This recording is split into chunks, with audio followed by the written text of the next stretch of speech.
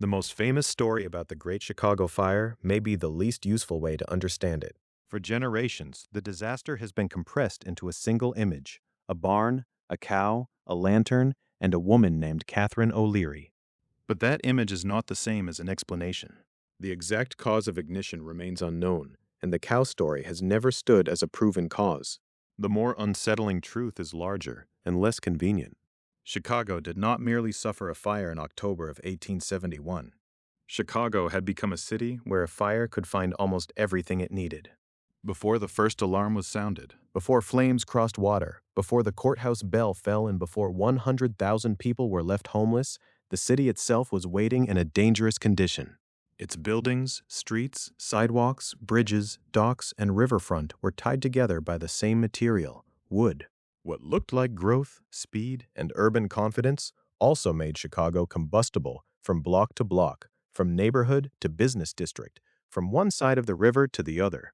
By the autumn of 1871, Chicago was one of the fastest-growing cities in the United States. Its population was about 300,000. It was a place of railroads, commerce, grain, livestock, lumber, hotels, theaters, newspapers, and ambition. It had expanded with astonishing force from a lakeside settlement into a major commercial center. But the very speed of that expansion mattered. A city built quickly is often built with what is near, cheap, familiar, and easy to shape. In Chicago, that meant wood. Wood was not only in poor homes or outbuildings. It was woven into the ordinary texture of the city. Wooden houses stood close together. Wooden sheds, barns, fences, stables, and outbuildings filled lots behind them. Wooden sidewalks carried pedestrians through growing streets. The Chicago Architecture Center has noted the extraordinary scale of this wooden infrastructure, including about 500 miles of wooden sidewalk. Streets themselves could contain wooden elements. Bridges were wooden. Docks were wooden. The riverfront, where a natural barrier might have been expected to protect one part of the city from another, was lined with structures and materials that could burn. This is the central contradiction of Chicago before the fire. It was not a wilderness village. It was not an isolated frontier camp. It was a city with major institutions and recognizable civic pride. Yet much of its physical body was made of fuel. That fuel had geography. On the southwest side, near DeKoven and Jefferson Streets, stood the property of Patrick and Catherine O'Leary. Historical accounts identify the address as 137 DeKoven Street, about 1.5 miles southwest of downtown. It was there, in or near the O'Leary barn, that the fire began on the evening of Sunday, October 8, 1871. Today, the origin site is associated with the Chicago Fire Department Training Academy, a modern institution standing where the city's greatest fire is believed to have started. But to focus only on that barn is to miss the system around it. An ignition point is not the same as a catastrophe. Cities experience fires all the time. A spark becomes a neighborhood disaster only when there is enough fuel, enough exposure, enough wind, and too little resistance. It becomes a citywide disaster when those conditions connect across space. In Chicago, they did. The O'Leary property lay southwest of the central business district.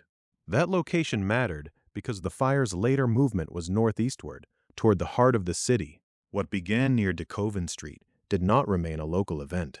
It moved into a larger urban fuel field, through districts where timber construction, narrow separations, combustible streetscapes, and exposed infrastructure allowed flames and embers to travel. By the time the fire reached Chicago's commercial center, it was no longer just consuming individual structures. It was moving through an environment built to carry it. The city's waterways should have mattered differently. The Chicago River, with its South Branch and Main Branch, appeared on a map like a line of defense. In many cities, open water can act as a fire break, interrupting the continuity of fuel. But in 1871 Chicago, the river was not a clean, empty gap between danger and safety. Its banks were busy, industrial, and combustible. Wooden docks lined the edges. Vessels crowded the water. Riverfront property held materials connected to commerce and transport. The waterfront was not simply water. It was a working machine made partly of wood. That detail is crucial because the Great Chicago Fire would later cross the South Branch of the Chicago River and then the Main Branch. Those crossings were not magical accidents. They were signs of a city whose supposed barriers had been weakened by what people had built along them. Wind-driven firebrands and burning debris could move ahead of the main flames. Wooden bridges, docks, vessels, and riverfront structures could help turn water from a boundary into an interval. The same pattern existed in the city's center. Downtown Chicago projected confidence. It held institutions people believed in: the courthouse, the Chicago Tribune offices, the Crosby Opera House, the Palmer House. These were not anonymous structures on the edge of town. They were civic, cultural, commercial, and symbolic landmarks. Their later destruction would shock people because they seemed to belong to a more secure world than the alleys and barns where fires usually began. But fire does not respect importance. It reads materials, distance, heat, wind, and exposure. Some buildings were more solid than others. Some had stone or brick. Some were landmarks of wealth or public authority. Yet, even substantial structures can burn when surrounded by a citywide conflagration. Roofs, windows, interiors, neighboring buildings, wooden cornices, stored goods, and flying embers all matter. The fire that would consume Chicago did not need every structure to be equally fragile. It needed enough connected weakness to build momentum. Once that momentum existed, the distinction between humble barn and proud public building became far less protective than people wanted to believe. This is why the disaster cannot be reduced to bad luck. Bad luck may decide where a first flame appears. It may decide which family, which barn, which street becomes attached to memory. But Chicago's vulnerability existed before that moment. It was visible in the miles of wooden sidewalk underfoot. It was present in the bridges across the river. It stood in the docks and vessels along the banks. It filled the crowded lots behind homes. It extended through a rapidly growing city whose materials had not kept pace with its risks. There was also a psychological danger in that growth. A city expanding quickly can mistake motion for strength. Chicago had economic energy. It had population. It had newspapers, hotels, theaters, and trade. It had the confidence of a place that believed its future was larger than its past. But confidence is not fireproofing. A city can be powerful and vulnerable at the same time. In October of 1871, Chicago was both. The final scale of the disaster shows how deep the vulnerability ran. The fire would burn until the morning of Tuesday, October 10th. It would destroy roughly 17,450 to 17,500 buildings. It would burn about 2,124 acres, commonly described as roughly 3.3 to 3.5 square miles. It would kill about 300 people, though exact death counts remain uncertain. It would leave roughly one-third of the city's population without homes. Those numbers belong to the end of the story. But the conditions that made them possible belong here, before the spark. Because the Great Chicago Fire was not waiting inside a single lantern or beneath the hoof of an animal from a famous legend. It was waiting in a cityscape. It was waiting in the way one wooden surface faced another. It was waiting where docks met vessels, where bridges met streets, where outbuildings met houses, where the riverfront stored the materials of commerce beside the very water people might have trusted to save them. And over all of it lay another condition, invisible at first glance but decisive: the weather. Wood does not burn the same way in every season. Streets, roofs, fences, docks, and barns do not carry flame with equal force in every month. By early October of 1871, Chicago and the wider region had endured a punishing dry spell. The city's fuel was not only abundant, it was being seasoned by drought, and soon it would be driven by wind. That seasoning mattered. A wooden city was dangerous in any dry month, but in the late summer and early autumn of 1871, Chicago was not simply dry in the ordinary sense. It was part of a wider Midwestern landscape that had been deprived of rain for weeks and months until the materials of daily life began to change their behavior. Wood shrinks as it dries. Gaps open. Surfaces become easier to ignite. Shingles, fences, barns, sidewalks, sheds, docks, and piles of commercial material lose the moisture that might otherwise slow a flame's first advance. The difference is not dramatic to the eye. A person walking a Chicago street in early October might not have seen disaster in the boards beneath their feet or the siding along an alley. The danger was stored quietly, in texture and dryness, and the way a spark could grip and hold. The National Weather Service retrospective on the fire gives the dry spell a stark measurement. From July 7th to October 8th, 1871, Chicago recorded only 3.55 inches of precipitation. For that period, it was almost 8 inches below average. In September alone, the city received only 0.74 inches of precipitation. Those figures matter because they turn a familiar disaster story into a weather story as well as an urban one. The fire did not begin in July. It did not begin in August. But the conditions that allowed it to become something larger were accumulating day after day. Each dry week helped prepare the city for the night when a small ignition could become a moving front. Rain is one of the quiet defenses of a city built with combustible materials. It settles dust. It wets roofs. It seeps into wooden walks and fences. It leaves a margin of resistance in surfaces that might otherwise catch quickly. Without it, the ordinary city becomes more responsive to flame. The same barn, the same alley, the same stack of lumber or dry hay or wooden refuse can behave differently after a long absence of moisture. By the end of September, Chicago had already been tested by the weather. The city entered October with its wooden environment dry from prolonged scarcity. And then, in the final approach to the fire, the sky withheld even the small interruptions that might have mattered. According to the National Weather Service, Chicago received no precipitation from September 29th through October 8th, 1871. That was the last stretch before the disaster, more than a week without recorded rainfall, ending on the very day the fire began. The city was not merely passing through a dry season. It had moved into the most vulnerable kind of dryness, the kind that makes everything seem normal until the first flame reveals what has changed. In a city of stone, brick, and open space, a dry week might have been uncomfortable. In Chicago, it was more consequential. The previous chapter traced the combustible shape of the city: wooden buildings, wooden sidewalks, wooden streets, wooden bridges, docks, vessels, and riverfront fuel. The weather did not create that city. It altered the risk already built into it. It made the difference between material that burns and material ready to burn. This is one reason the Great Chicago Fire cannot be understood only by looking for a single cause at the point of origin.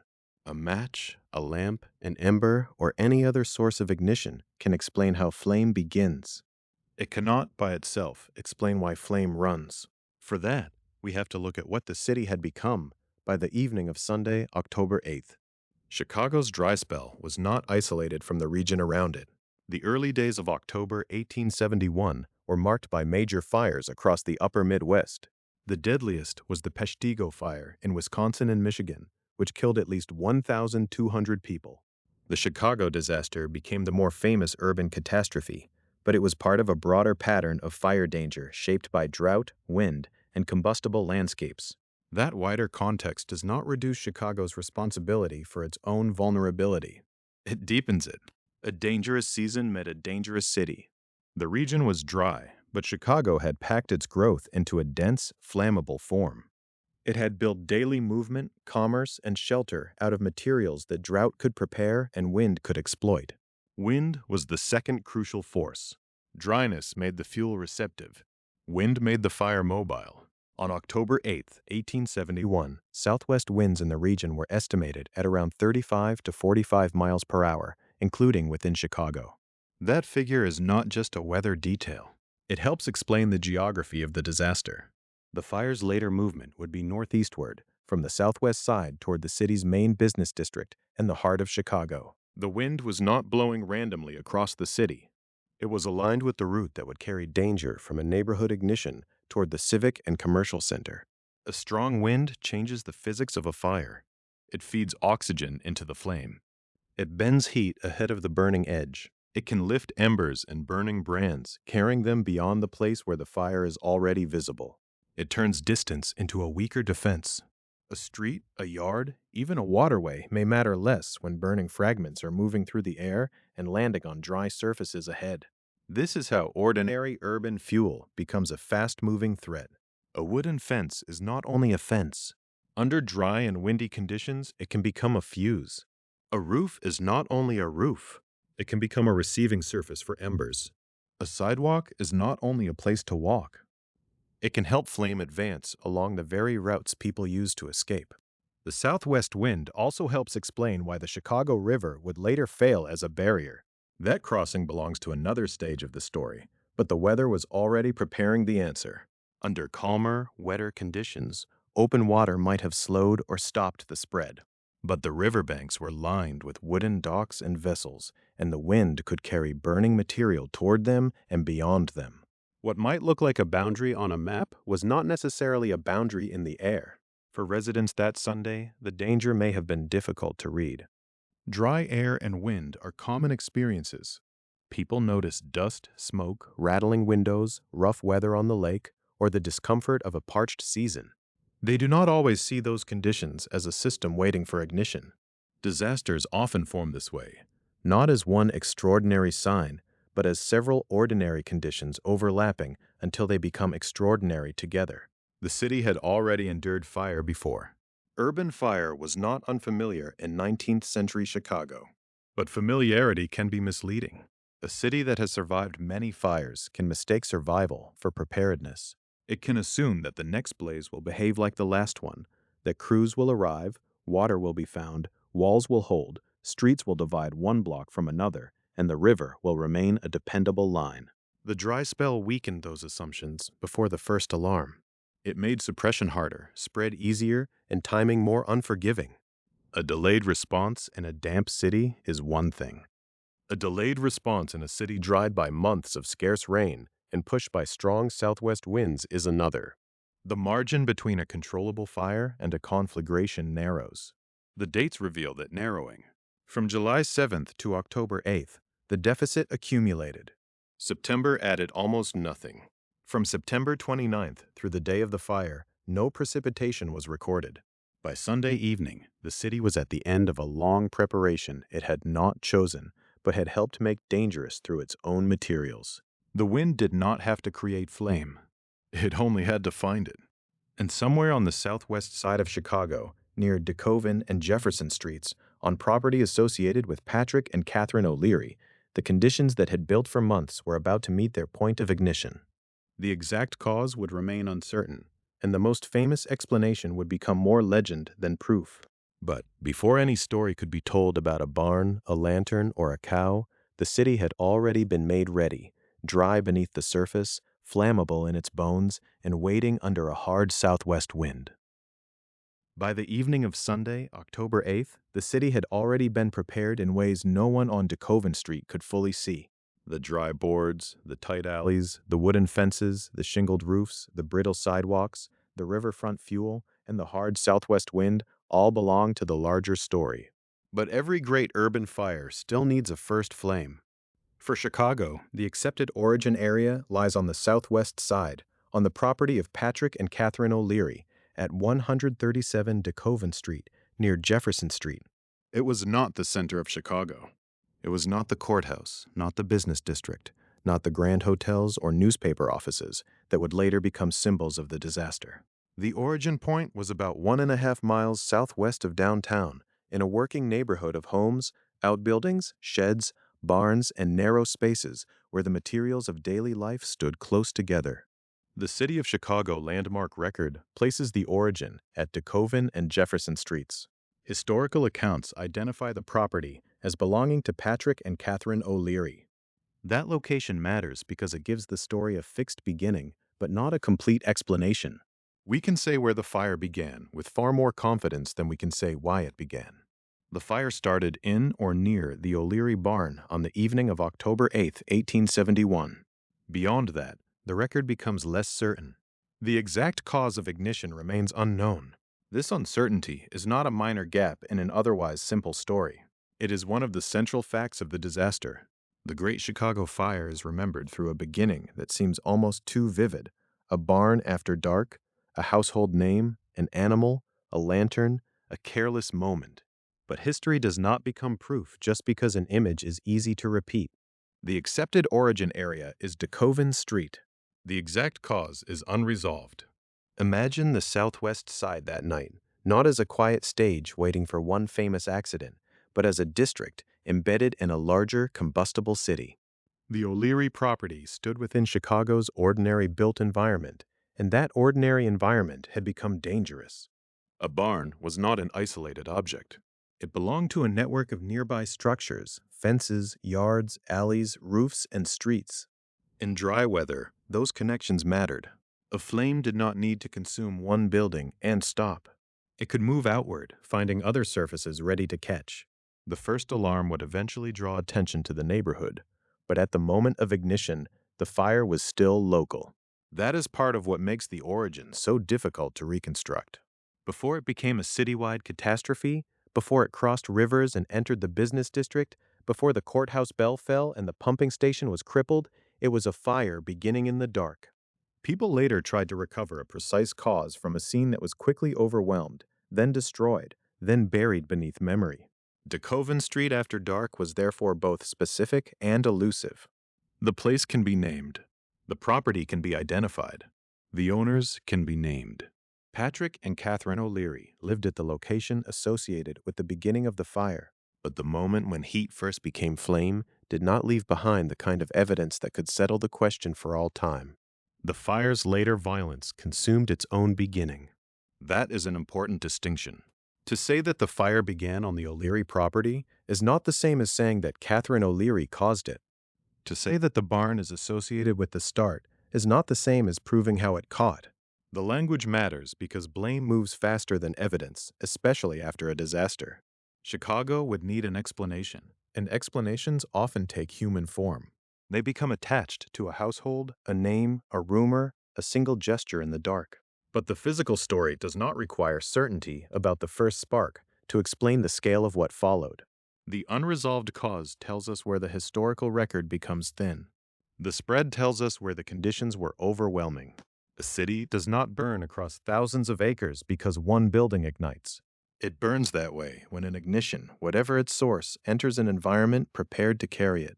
The O'Leary property sat southwest of the city's core, and the wind that night came from the southwest. That alignment made the origin area more than a point on a map. Once flame escaped its first confines, the wind favored a movement northeastward toward the denser and more valuable parts of Chicago. In another weather pattern, the same first fire might have behaved differently. In a wetter month, the same spark might have found less fuel. In a less wooden city, the same barn fire might have remained a neighborhood emergency. But on October 8th, the origin lay upwind of the heart of Chicago. This is why DeKoven Street deserves attention without turning it into a fable, Kotak, Kukyam. The neighborhood was the place where the city's vulnerabilities met a visible flame. It was not the whole cause. It was the point of release. The drought had dried the fuel. The built environment had linked one combustible surface to another. The wind had given the coming fire a direction. The origin supplied the first known location. The phrase "in or near the O'Leary barn" carries that careful uncertainty. It avoids pretending to know more than the evidence allows. It also reminds us how close the historical record stands to ordinary domestic space: a barn, a yard, a property line, a neighborhood street. The Great Chicago Fire did not begin as an abstraction. It began among the everyday structures of a rapidly growing city, where private buildings and public risk were tightly joined. For the people who later walked through the burned district, the origin would become almost sacred ground, a place where catastrophes seemed to have entered the city. Over time, the site would remain part of Chicago's fire memory. The modern address associated with the origin area is 558 West DeKoven Street, and the Chicago Fire Department Training Academy now stands at the historic origin site. That later use gives the place a kind of civic symmetry. A location remembered for the beginning of a disaster became connected to the training of those meant to fight fire. But in 1871, there was no such clarity. There was only a neighborhood in the path of a worsening emergency. As flames rose from the accepted origin area, the question of who or what had started them may not yet have mattered as much as the question of whether they could be stopped. In the first minutes, a fire's future is still undecided. It may be contained. It may be misread. It may find a gap, a roof, a fence, a gust.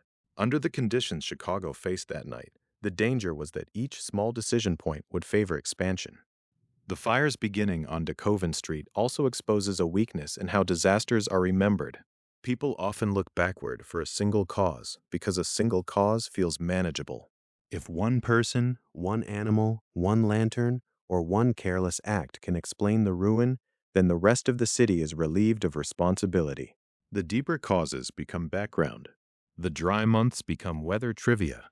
The wooden sidewalks become scenery. The overloaded riverfront becomes an afterthought. The wind becomes atmosphere instead of force. Yet the unresolved origin should push the story in the opposite direction. Because we do not know exactly what ignited the first flame, we have to look harder at what made that flame matter. The O'Leary barn is historically important not because it offers a complete answer, but because it marks the moment when all the conditions already in place began to act together. By nightfall on October 8th, Chicago was not waiting for a myth. It was waiting for ignition. On DeKoven Street, near Jefferson Street, on the property of Patrick and Catherine O'Leary, that ignition came. Its precise cause remains beyond proof. But once it appeared, it entered a city where dry wood, dense construction, and a southwest wind were ready to turn uncertainty into motion. And because the cause remained unresolved, another story would soon rush in to fill the silence, simple, memorable, and enduring, even where the evidence could not carry it. Into that silence came the story everyone remembers. It was not the geography of DeKoven Street that passed most easily into legend.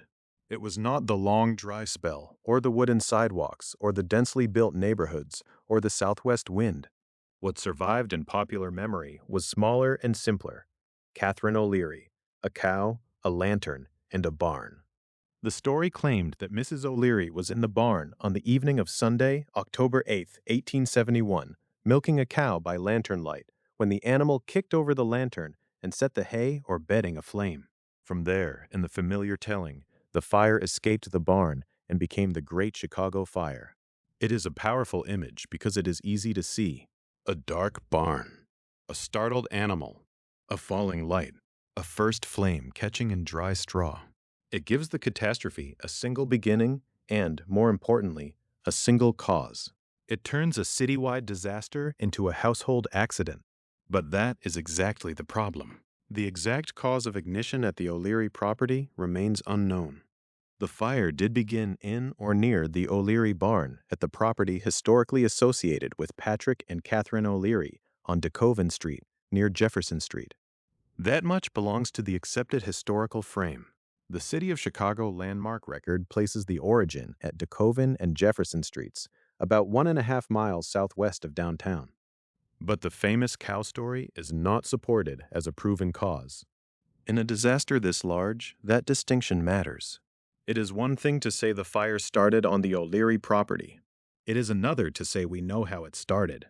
The first statement is grounded in the historical record. The second reaches beyond what can be established. And yet, the cow story endured. It endured because people often ask disasters to become moral tales. A catastrophe that kills about 300 people, leaves roughly 100,000 homeless, and destroys a vast portion of a major city is difficult to hold in the mind. It is too large, too complex, too full of systems and conditions that do not fit easily into a sentence. A cow kicking a lantern does fit. It has a beginning, an actor, an object, and an effect. It is portable. It can be repeated. It also provides a scapegoat. Catherine O'Leary was an Irish immigrant woman living on the southwest side of Chicago. The legend placed the burden of the fire not on the city's materials, its building practices, its exposed infrastructure, or its emergency vulnerabilities, but on a working-class household, and in particular, on a woman whose name became inseparable from catastrophe. In that way, the myth did more than simplify the fire. It narrowed blame. That narrowing is historically misleading. The O'Leary barn mattered because it was the apparent origin point. But the scale of the disaster cannot be explained by the ignition alone. Small fires were common in cities built with wood.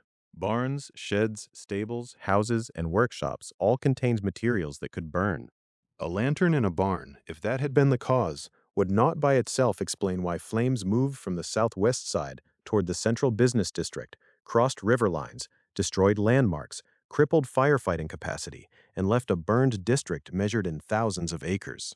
To understand that, the story has to widen again. By early October of 1871, Chicago was not simply a city where a fire happened.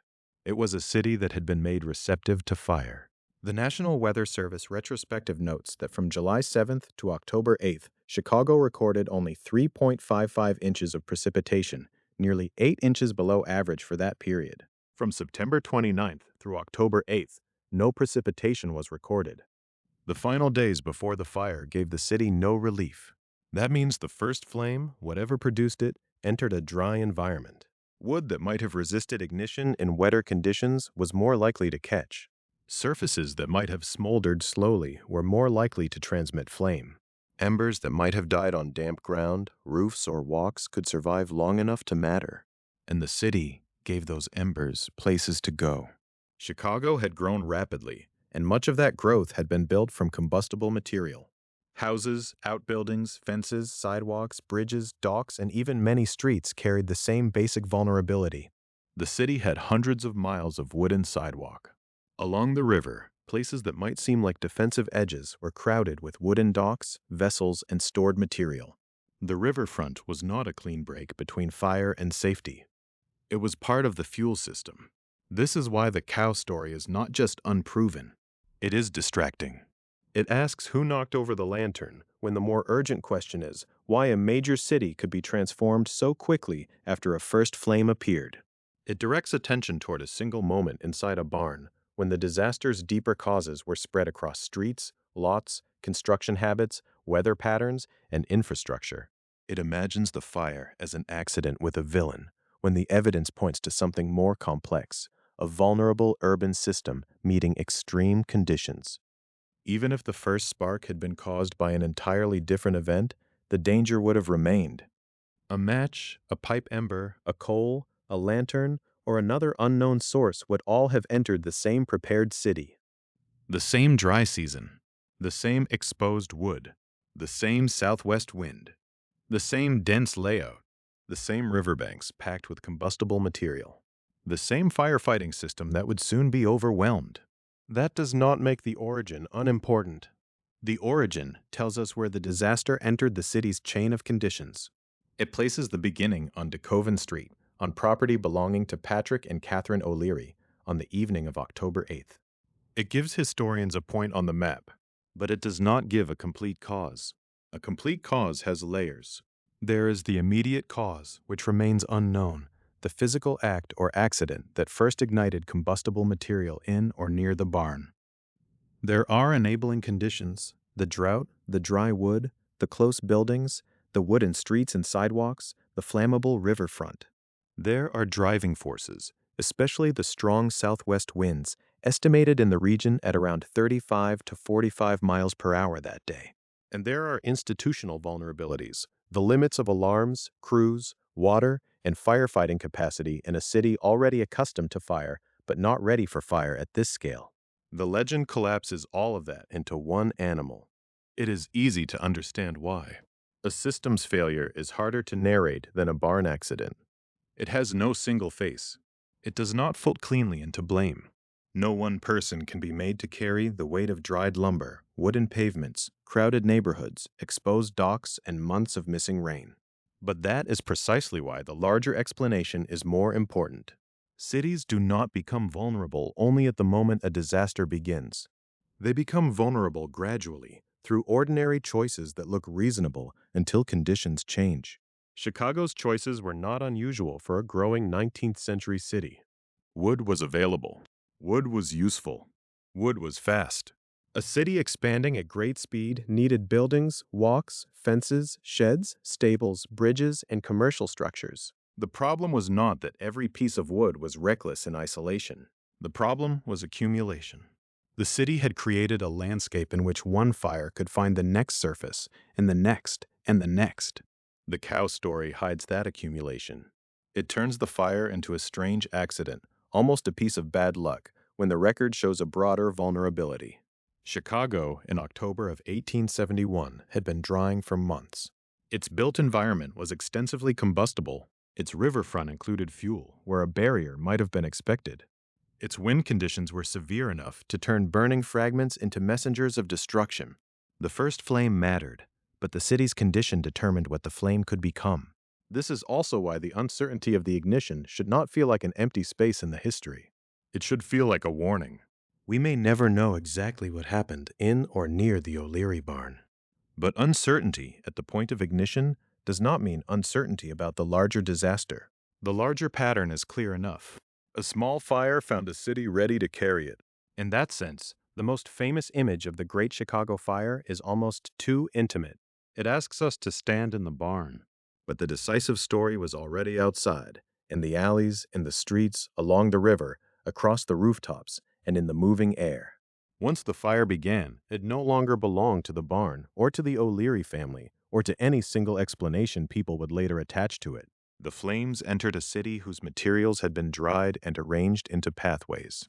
Above them, the southwest wind was already pressing in the direction that mattered most, away from DeKoven Street and toward the heart of Chicago. The myth stayed behind, fixed forever in the imagination. The fire did not. The myth stayed behind because myths can be made still.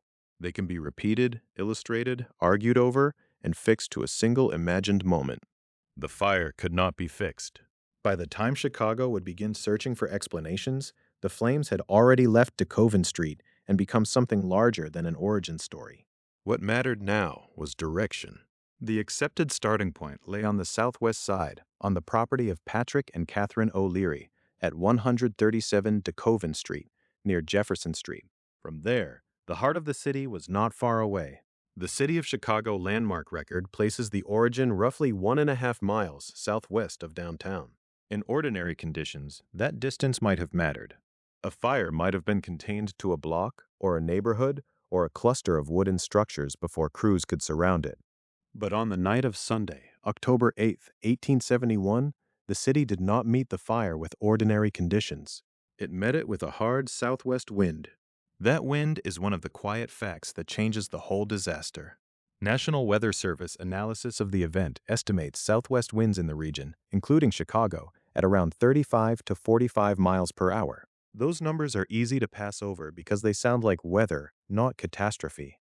But in a wooden city, after a long dry spell, wind at that strength is not background. It is a force of organization. It decides where heat goes. It decides which sparks survive the air and which fall dead. It pushes flame against walls, under eaves, along fences, across alleys, and into the spaces where people believe there is still time. The fire did not expand evenly from its starting point. It was driven. The prevailing motion was northeastward, away from the southwest side and toward Chicago's main business district. This alignment was decisive. Had the wind pressed the fire in another direction, the story of the night might still have been terrible, but it might not have become the same kind of urban disaster. Instead, the wind pointed the fire toward the city's core. At first, the scene still belonged to the scale of streets and lots.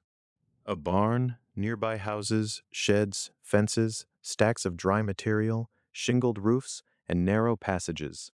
These were familiar elements in Chicago's built landscape. Earlier chapters have described the city's vulnerability as a condition created long before the first alarm. Wooden buildings, wooden sidewalks, wooden streets in places, wooden bridges, and riverfront fuel packed into a rapidly growing city. But once the fire was moving, those materials stopped being passive hazards. They became a route. Wind made that route continuous. A neighborhood fire can sometimes be fought as a series of boundaries. Firefighters identify what is burning, what is threatened, and where a line can be held. They use streets, open lots, masonry walls, water supply, and time. But a wind-driven fire changes the meaning of distance. A roof ahead of the flame front may ignite before the walls beneath it are touched. Burning fragments can be carried forward. Heat can precondition the next building before visible flames arrive. What appears to be separate becomes connected through the air. This is why the Great Chicago Fire cannot be understood only as a flame crawling from one structure to the next. It became a moving front. The southwest wind did not merely fan the fire, it gave the fire a shape. It pressed the burning edge toward the northeast and turned embers into scouts. In the darkness, the fire was able to arrive before itself. That phrase may sound poetic, but the mechanism is practical. In a dry city, a burning brand lifted by strong wind can land on a roof, in a yard, against a wooden wall, or among stored material. If that receiving surface has been dried by weeks without rain, it needs less persuasion.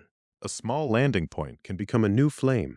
Then the wind that carried the ember also feeds the ignition it has created. The fire is no longer a single continuous line. It is a system of advancing points, merging, widening, and accelerating. Chicago's dry spell made this possible, but wind made it fast. The city had received no precipitation from September 29th through October 8th, according to the National Weather Service retrospective. From July 7th to October 8th, only 3.55 inches of precipitation were recorded in Chicago, almost 8 inches below average for that period. Those figures belong to the larger weather story, already laid beneath the episode. Here, their consequence becomes visible. The city's wood was not simply present, it was receptive. Dry surfaces answered the wind. As the flames moved northeastward, the fire's scale began to outrun the human categories people had available for it. Residents who first saw the glow may have thought in terms of a local emergency. A fire on the southwest side, a dangerous night, a need to gather belongings, alert neighbors, hitch horses, move children, find water, watch the wind. But the fire was entering a city whose layout and materials allowed a local emergency to become a civic event with frightening speed. The wind made the fire less like an accident in one place and more like a weather system passing through fuel. There is an important difference between saying the wind caused the fire and saying the wind took command of it. The cause of ignition remains unknown. The famous cow story does not stand as proof. But once ignition existed, the wind became one of the governing facts. It connected the O'Leary property to the downtown route. It turned the city's combustible design into a pathway. It made the fire less dependent on direct contact and more capable of leaping ahead through sparks, heat, and flying debris. For firefighters, that meant the problem kept changing faster than it could be contained. A crew might move toward one burning area while another began ahead of it.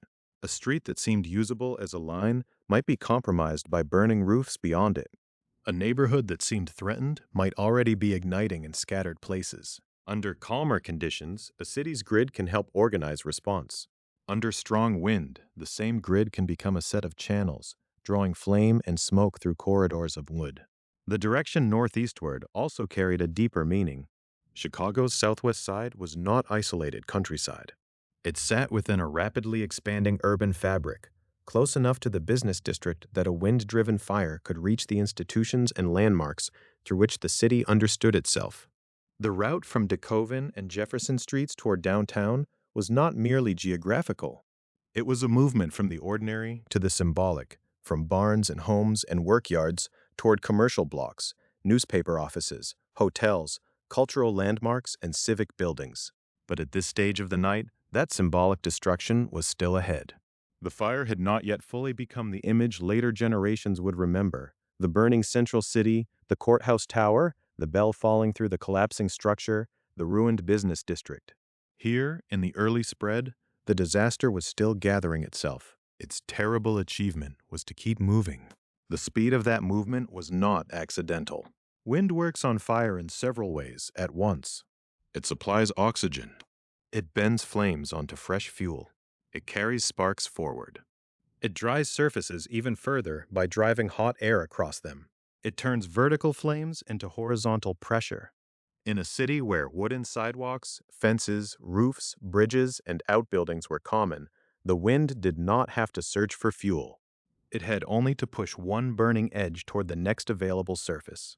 This is why the fire's early northeastward advance matters so much to the larger story. It was the moment the disaster escaped the scale of blame. Blame wants a point. Wind creates a field. Once the flames were being driven through the built environment, it no longer mattered in any practical sense whether the first spark came from carelessness, accident, or some unknown act. The city's vulnerability had been activated. The fire had found its direction. And that direction led toward a barrier that should have mattered. Ahead lay the south branch of the Chicago River. In many urban fires, open water offers hope. A river can interrupt fuel. It can widen the gap between burning districts. It can give firefighters a place to anchor a defense. On a map, the south branch looks like a line the fire should have struggled to cross. But maps do not burn. Riverbanks do. Docks do. Vessels do. Bridges do. Warehouses, lumber, and the accumulated material of a working waterfront do.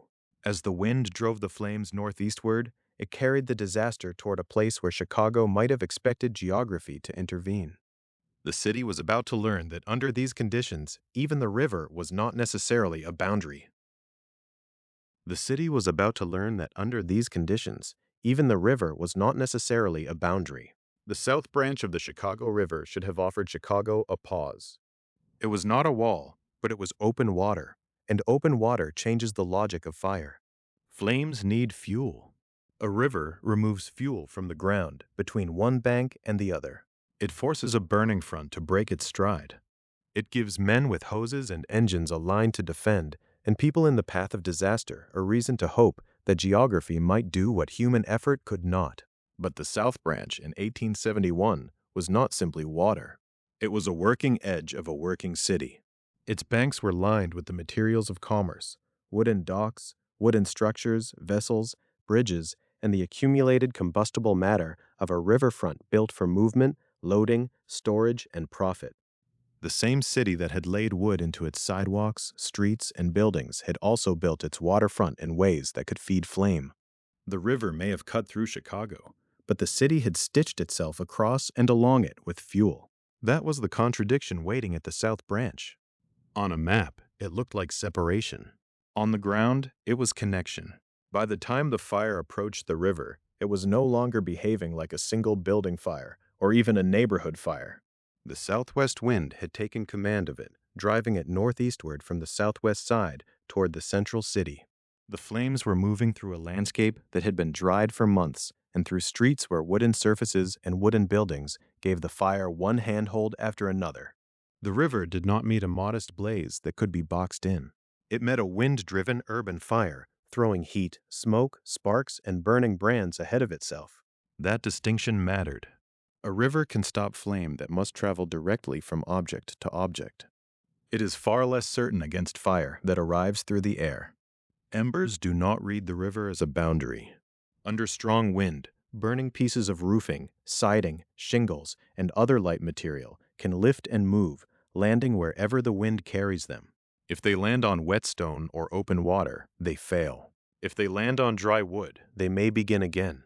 Along the South Branch, dry wood was not difficult to find. Docks offered broad surfaces.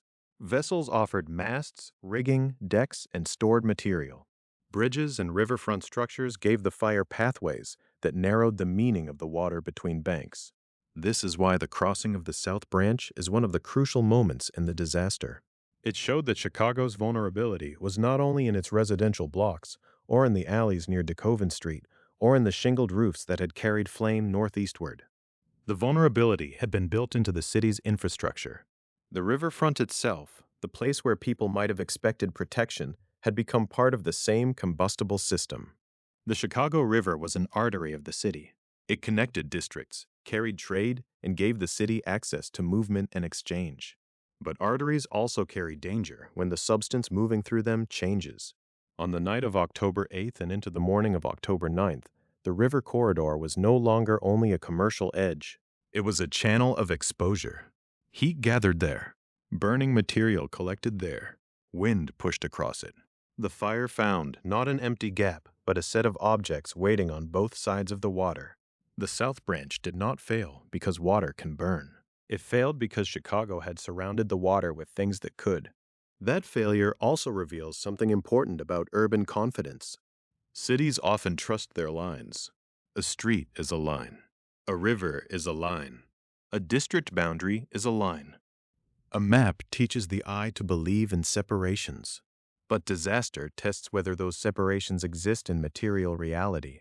If a line is crossed by wooden bridges, edged by wooden docks, crowded by vessels, and approached by a wind strong enough to cast burning debris beyond the visible flame, then the line is weaker than it appears. For firefighters, the river could have been a place to regroup. But the fire's scale and speed denied them the calm conditions that a defensive stand requires. A line of defense needs time. It needs pressure, coordination, access, and some expectation that the fire will present a front rather than a storm of new ignitions. The South Branch offered open water, but it did not remove the problem of flying fire. It did not remove the surrounding fuel. It did not stop the wind. And it did not turn the working riverfront into a clean, empty barrier. The same pattern would appear again later, when the fire crossed the main branch of the Chicago River and entered the North Division. That later crossing would confirm that the problem was not a single accident at one point along the river. Under the conditions of October 1871, Chicago's waterways were not reliable fire breaks. They were too entangled with the city that had grown around them. But the first crossing at the South Branch carried a special meaning. It opened the way into the main business district. The fire had moved from the southwest side toward the city's core, and now the barrier that should have slowed it had been compromised. Once beyond that line, the fire was no longer threatening only the built fabric of ordinary streets and smaller properties. It was moving toward the institutions and landmarks that represented Chicago's confidence in itself. This was the district where people would soon think of the courthouse, the Chicago Tribune offices, the Crosby Opera House, and the Palmer House. These were not fragile symbols in the public imagination. They belonged to the central city, to law, commerce, culture, news, and luxury. They stood in the part of Chicago where prominence itself could feel like protection. A building associated with government or a newspaper or a celebrated opera house or a new hotel could seem more permanent than the crowded wooden neighborhoods that had burned before. The crossing of the South Branch began to break that assumption. It did not mean every structure ahead was identical to the wooden fuel behind. It meant the scale of the fire had grown large enough that ordinary categories of safety were becoming unreliable. Stone, status, central location, and civic importance could not command the wind. They could not remove the heat already built into the advancing front. They could not undo the months of dryness or the combustible web that had brought the fire to the river and then helped it pass beyond it. The river's failure was not a single dramatic leap, so much as a lesson in continuity. Chicago had imagined water as interruption, but the city's materials had made interruption incomplete. The fire approached through wood, met wood at the edge of water, found wood upon and across the water, and then continued into another dense part of the city. What looked like a natural break had been converted by urban design into another stage of transmission.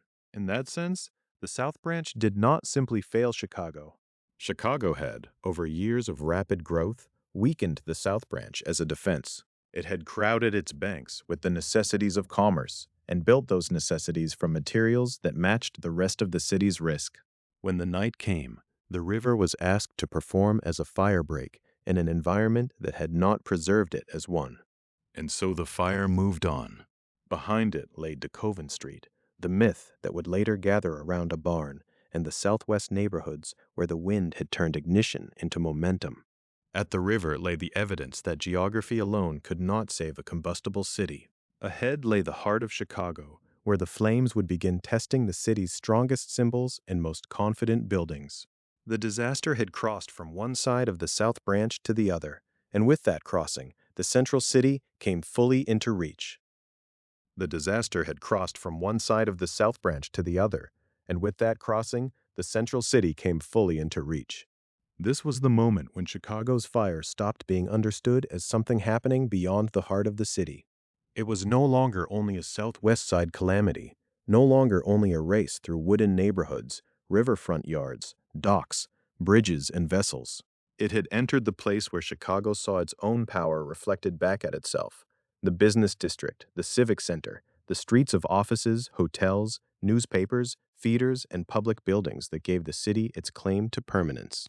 Here, confidence had a different shape.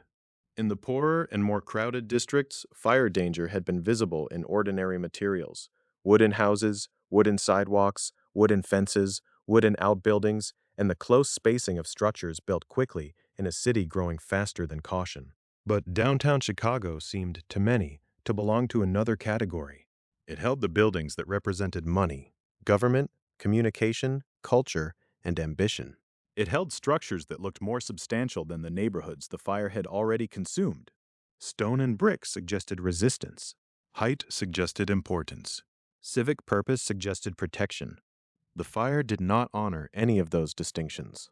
Once the flames had crossed into the main business district, they moved into a landscape that was more complex than its most imposing facade suggested. Chicago's commercial center was not an isolated collection of fireproof monuments. It was part of the same urban system, crowded, wind-exposed, tied together by streets, alleys, roofs, storefronts, bridges, yards, and combustible contents. A stone exterior could not make the surrounding city non-combustible. A prominent address could not keep burning debris out of windows or away from roofs. A building could be important and still be vulnerable. This is one of the quiet lessons of the Great Chicago Fire. Disaster often reveals the difference between what a city believes about itself and what its materials will actually do under stress. As the fire moved northeastward, it approached the institutions that had made Chicago feel modern and secure. The courthouse stood as a central civic symbol. Its tower and bell belonged not just to architecture, but to public order. The bell could warn. The building could govern. It was the kind of place people associated with authority, not helplessness. Nearby, the Chicago Tribune offices represented another kind of power, the city speaking to itself and to the wider world. A newspaper office was a machine of information, argument, commerce, politics, and identity. For a rapidly growing city, the press helped turn daily events into public memory. But in the path of the fire, the Tribune's prominence did not spare it. The offices, like so much else in the business district, were destroyed in the conflagration. The loss mattered beyond the destruction of a building. Newspapers were part of the nervous system of a city. They gathered reports, shaped opinion, recorded names, losses, and blame. In a disaster, such institutions become especially important because people search for facts while facts are still moving. Yet the fire that Chicago would later need to describe was in that moment burning through some of the very places that might have helped describe it. The Crosby Opera House stood for still another version of Chicago's self-image. It was a cultural landmark on Washington Street, a statement that the city was not only a place of trade and transport, but also a place of refinement, performance, and public life. Opera houses are built on confidence. They assume evenings of gathering, attention, and light. They assume that a city has enough stability to make space for beauty. The fire answered with scale. As flames advanced through the central district, the difference between a warehouse, a shop, an office, a hotel, a theater, and a civic building began to collapse. Their uses remained distinct in human terms, but to the fire they were fuel, exposures, openings, and pathways. Heat did not read signs over doors. Wind did not distinguish between commerce and culture. Embers did not respect the confidence invested in public architecture. Then there was the Palmer House, a new luxury hotel built as a marker of urban sophistication. Hotels like the Palmer House were more than places to sleep. They were stages where visitors encountered the city's ambition. They displayed wealth, hospitality, modern convenience, and the social energy of a booming metropolis. A luxury hotel burning in the middle of the business district carried a specific message. Even the newest and proudest symbols of Chicago's rise were not beyond the reach of the disaster. That message spread block by block. The central business district was the heart of Chicago, not because it was geographically central alone, but because so many systems converged there. Money, government, news, lodging, entertainment, law, and transportation all had a stake in its survival. When the fire reached this district, it threatened not simply buildings, but the daily instruments by which the city functioned. It attacked records, offices, meeting places, communications, and the physical settings of authority. In a smaller fire, a city might absorb the loss of one landmark and still feel intact. A theater might burn, or a hotel, or an office building, and the rest of the urban fabric would remain to make sense of the damage. But the Great Chicago Fire did not remove isolated monuments. It entered the core as a moving front, and its force came partly from simultaneity. Too many things were threatened at once. Too many familiar points of reference began disappearing together. That simultaneity changed the psychology of the night. People who had believed the fire might be contained beyond the central district now had to confront its arrival in the spaces that seemed most protected by density, value, and public attention. If the business district could ignite, then the old assumptions had failed. If the river had not stopped the fire, if the docks and vessels had helped carry it, if the wind could drive burning brands ahead of the flames, then no building could be safe merely because it mattered. In the glow of the burning city, Chicago's hierarchy of importance became almost meaningless. The structures that had anchored civic pride were exposed as part of the same combustible environment as everything else. The fire's advance into the business district did not just expand the burned area, it destroyed a way of thinking. The courthouse, the Tribune offices, the Crosby Opera House, and the Palmer House each represented a different promise: government, information, culture, prosperity. Together, they made up part of the city's public face. Their destruction or threat showed that the fire had passed beyond the stage of local emergency and entered the realm of civic crisis. The courthouse was especially charged with meaning because it stood at the intersection of warning and authority. Its tower rose over the city. Its bell was a voice of alarm. In ordinary circumstances, such a bell gave form to danger, a sound, a signal, a call to response. But on this night, the warning system itself was inside the zone of destruction. As the business district burned, the courthouse became more than one endangered building among many. It became a measure of how deeply the fire had penetrated the city's center. Its tower, visible and symbolic, drew the eye upward toward the place where Chicago's alarm would soon be overtaken by the very disaster it was meant to announce. The fire had entered the heart of the city. It had reached the buildings that Chicago had trusted to stand for permanence. And now, in the center of that burning district, the tower of the courthouse began to face the flames. And now, in the center of that burning district, the tower of the courthouse began to face the flames.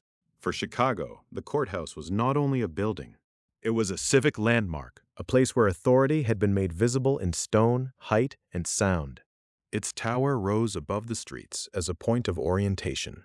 Its bell was part of the city's nervous system, a public voice that could turn danger into warning and warning into action. Long before radios, sirens, and electronic alerts, a bell in a tower could gather a city's attention. It could tell people that something had happened, that something demanded response.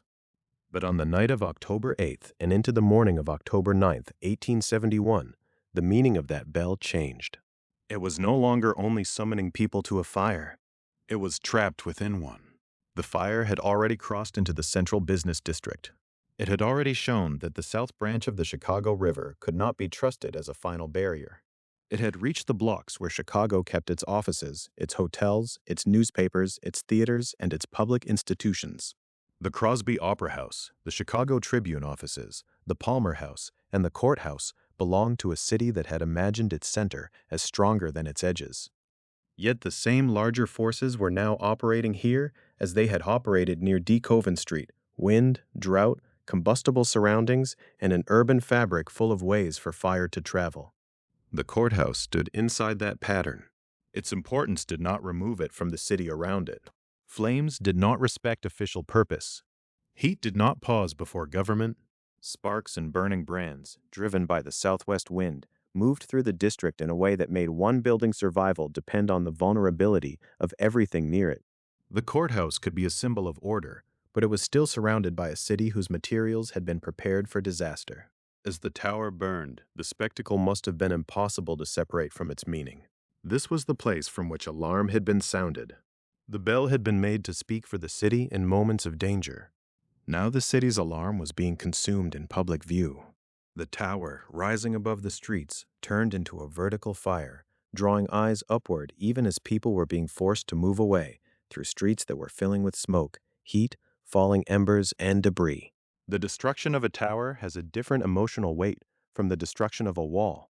A wall fails at the level of the street. A tower fails above witnesses. It exposes collapse in stages. Fire climbs through it, weakens it, hollows it, and turns its height against itself. The more visible the tower had been in ordinary life, the more visible its destruction became in catastrophe. Inside that danger was the bell. The courthouse bell was heavy with practical function and civic memory. It had marked alarm. It had made emergency audible. In a city where the fire department depended on systems of warning and response, such a bell was not decorative. It belonged to the infrastructure of public safety, just as surely as engines, hose, hydrants, and pumping works did. But by the time the flames had overtaken the courthouse tower, the distinction between warning and disaster had collapsed. The device meant to announce fire became one of the objects destroyed by it. As the tower gave way, the bell fell. It did not simply drop from a roof line into open ground. It fell through the collapsing structure, descending through the building as the tower failed around it. The image is stark because it reverses what the courthouse had represented. The bell that had once projected sound outward over Chicago was pulled downward through the burning frame of the city's civic center.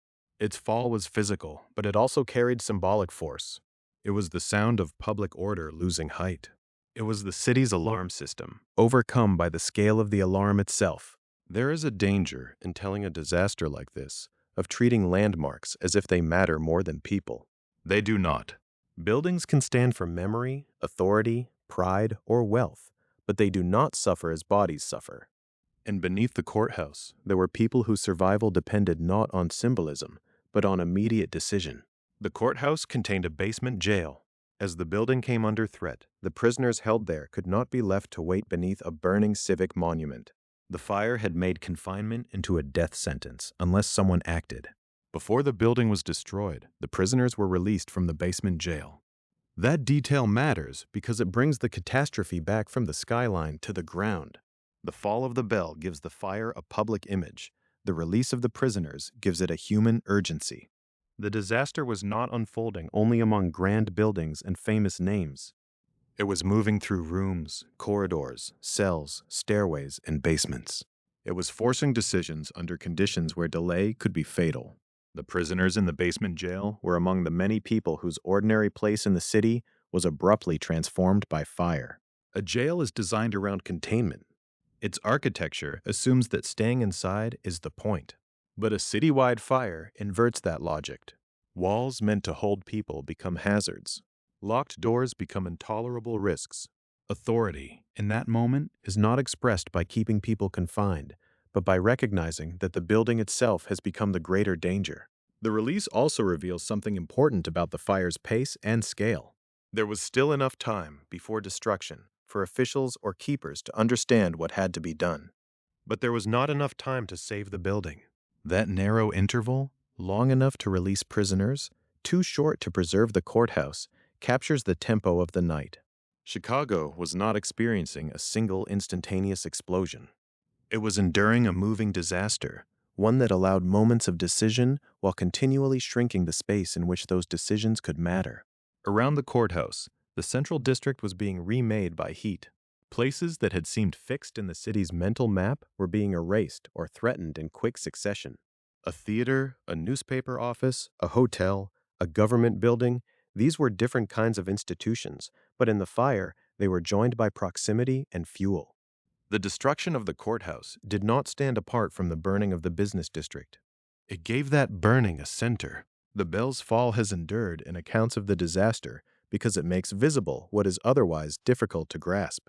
A fire that consumes thousands of buildings can become too large for the mind to hold. Numbers, even when accurate, arrive later. Acres burned, buildings destroyed, people made homeless. These are measures that help historians define the event after the fact. But in the middle of the night, a single falling bell could tell witnesses something immediate. The fire had reached the heart of civic Chicago, and the heart was failing. That failure did not mean that every form of response ended at once. Firefighters were still working. People were still fleeing. Decisions were still being made across the burning city. But the destruction of the courthouse showed that ordinary categories no longer held. A prominent building was not necessarily a protected building. A tower was not necessarily a vantage point. A bell was not necessarily a warning that could summon control. Under the conditions Chicago had created and the weather had sharpened, even the instruments of public order could become debris. The courthouse also stood as a reminder that the fire was attacking systems, not just structures. It had already turned a working riverfront into a path of spread.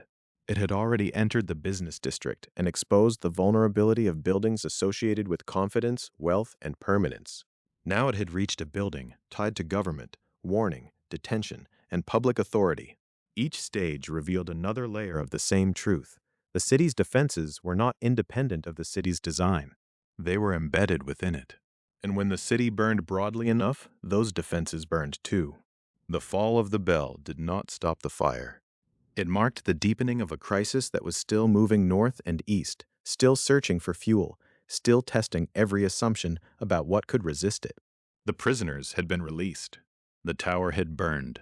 The bell had fallen through the collapsing structure.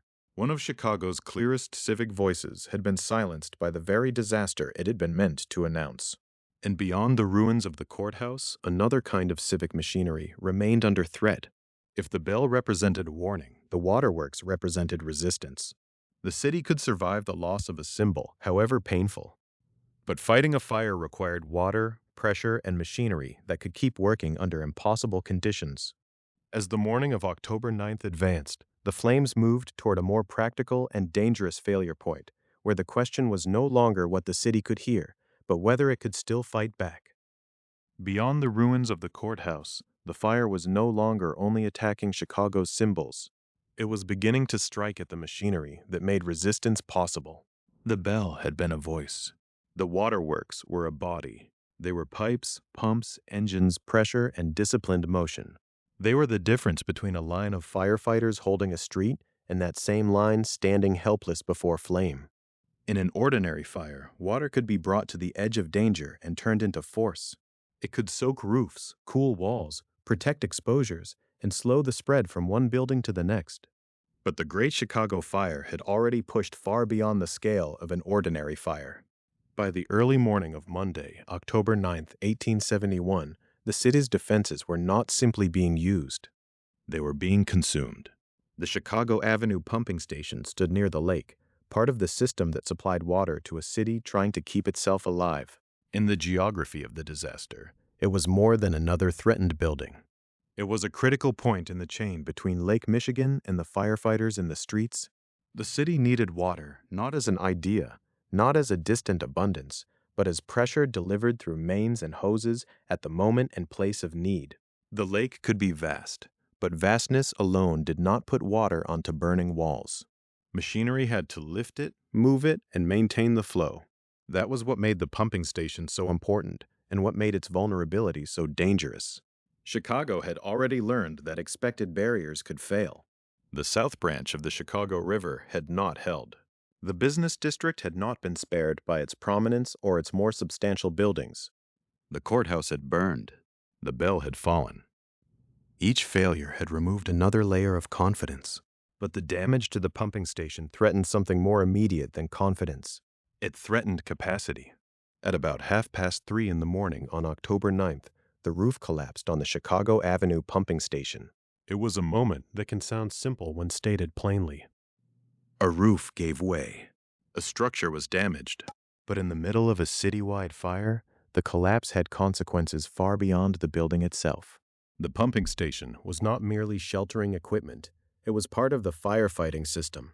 When its roof collapsed, firefighting efforts were crippled at a time when the fire had already overwhelmed ordinary defenses. The timing mattered. This was not the first hour of the disaster, when a concentrated response might still have confined the flames near the point of origin. By now, the fire had moved from the southwest side toward the city's core. It had crossed water that should have slowed it. It had found fuel along riverbanks, among wooden docks, vessels, bridges, streets, sidewalks, and crowded buildings. It had entered the heart of Chicago. Fire crews were contending not with a single burning structure, but with a moving front driven by wind and fed by a city built with too much combustible material. In that context, water pressure became not a technical detail, but a matter of survival. Firefighting depends on reach. A hose without pressure cannot project water where firefighters need it. It cannot strike upper stories, protect adjoining walls, or defend a roofline from sparks and radiant heat. It becomes a length of material in the street, connected to a system that no longer performs as required. When pumping capacity failed, the men facing the fire lost their most important tool at the moment they needed it most. The collapse also revealed a grim asymmetry in urban disaster. Fire could use almost anything. It could feed on a barn, a sidewalk, a dock, a bridge, a warehouse, a hotel, a newspaper office, a church roof, a courthouse tower. It could move through small structures and great ones alike. But the city's defense required a far more delicate order. Alarms had to be transmitted. Engines had to arrive. Crews had to function. Hoses had to connect. Water had to flow. Pressure had to hold. A single critical failure in that chain could change the entire balance. Chicago had entered the disaster already strained. Its firefighters had faced a major fire the previous night, and the scale of the new blaze far exceeded the normal expectations of municipal response. Even before the pumping station was damaged, the fire had become larger than the city's ordinary firefighting system was built to handle. The collapse did not create the catastrophe by itself. It made an already desperate situation far more hopeless. That distinction matters. The pumping station's failure should not be understood as the one cause of the city's destruction. By 3:30 in the morning, the disaster had many causes working together. The dry spell had prepared the materials. The southwest wind had supplied speed and direction. Wooden construction had turned streets and neighborhoods into fuel. The riverfront had failed as a brake. The fire had already reached the central district and destroyed major landmarks. What happened at the Chicago Avenue pumping station was one more system failure inside a much larger systems disaster. But it was a system failure of the most practical kind. The city could argue later about Mythsin. It could debate the origin, remember the O'Leary barn, repeat or reject the cow story, and reconstruct the sequence of alarms. In the streets that morning, none of that helped. Firefighters needed water. Residents needed defensible blocks. Buildings needed soaking before they ignited. Escape routes needed protection. The pumping station's damage narrowed what was possible. The image is quieter than the fall of the courthouse bell, but in some ways more severe. A bell falling is dramatic because it is heard as a symbol. A pumping station going dark is dramatic because of what follows in silence. There is no civic voice in the street announcing that pressure has failed in the way a bell announces alarm. The evidence comes in the hose, in the weakening stream, in the realization that machinery somewhere behind the line can no longer support the men ahead of it. The public symbol had fallen at the courthouse. The working power of resistance was now failing at the waterworks. The Chicago Avenue pumping station also stood in relation to another structure that would become fixed in memory, the Chicago Water Tower. Together, the waterworks buildings belonged to the infrastructure of a growing city that depended on Lake Michigan and on engineered distribution. In later memory, portions of that waterworks complex would be remembered among the survivors or partial survivors within the burned district. But survival of walls or exteriors or stone presence did not mean uninterrupted function in the hour of need. During the fire, the crucial fact was not whether something would remain visible after the flames. It was whether it could keep working while the city burned. That is one of the central tensions of the disaster. Some buildings that looked strong failed. Some pieces of the city endured physically, but could not prevent the wider collapse around them. Stone, height, civic importance, and institutional purpose each had limits. The courthouse had represented authority, yet authority could not command the fire to stop. The pumping station represented organized resistance, yet resistance depended on conditions the fire was destroying. By the time the roof collapsed, Chicago was a city in which boundaries had lost their usual meaning. A street did not necessarily separate safety from danger. A river did not necessarily halt the front. A stone building did not necessarily stand. A water system did not necessarily deliver pressure. Each assumption had to be tested in real time, and the fire was testing them faster than the city could adapt. The loss of effective pumping deepened the imbalance between flame and response. Firefighters could still act. People could still flee, carry possessions, warn neighbors, and seek open ground. Crews could still make decisions under extreme pressure. But the practical fight against the fire had been weakened at its center. Without reliable water, the city's defenders were forced closer to the edge of futility. A fire already moving through a combustible urban landscape now faced less resistance from the one element that might have slowed it. And still, the disaster moved. The damage at the Chicago Avenue pumping station did not mark the end of the fire's advance. It marked the loss of a crucial defense before the next great crossing. The flames had already conquered the South Branch and the heart of the business district. They had silenced the courthouse bell and crippled the waterworks that should have sustained the fight. Now, with pressure failing and the city's ordinary protection stripped away, the fire continued toward the main branch of the Chicago River, where Chicago would once again discover that open water, under these conditions, was not enough. With the waterworks damaged and the pressure failing, the main branch of the Chicago River became more than a line on the city map. It became the next test of whether Chicago's geography could still protect it. The South Branch had already failed as a barrier. The central business district had already shown that stone fronts, civic buildings, hotels, offices, and cultural landmarks could not guarantee survival.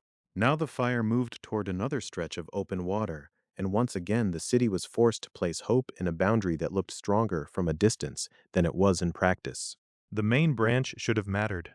It was not an alley, not a street, not a row of frame houses set close together. It was a river channel, a separation between the burning core and the North Division. In ordinary thinking, water divides. It slows movement. It interrupts fuel. It gives firefighters a line to defend. But the Great Chicago Fire had already become something larger than ordinary thinking could contain. By the early hours of October 9th, 1871, the fire was not moving only by touching one building to the next. It was throwing heat across gaps. It was sending burning fragments into the wind. It was using the city's own riverfront as a path of fuel. The southwest winds that had driven the blaze northeastward from the area of DeKoven Street still mattered here because they did not simply push flame. They carried embers. They turned the air itself into a delivery system. Along the Chicago River, the city had built the very things that weakened the river's defensive value. Wooden docks lined the banks. Vessels lay along the water. Warehouses, commercial structures, bridges, and riverfront materials crowded the edges. The river was not bordered by empty stone quays and open ground. It was bordered by a working city, by wood, traffic, trade, and storage. The same river that made Chicago a commercial hub also concentrated combustible material along its banks.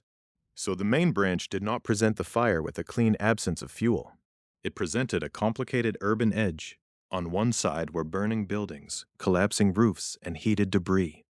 On the other side stood the North Division, still vulnerable, still full of structures and streets that had been dried by the same long season without meaningful rain.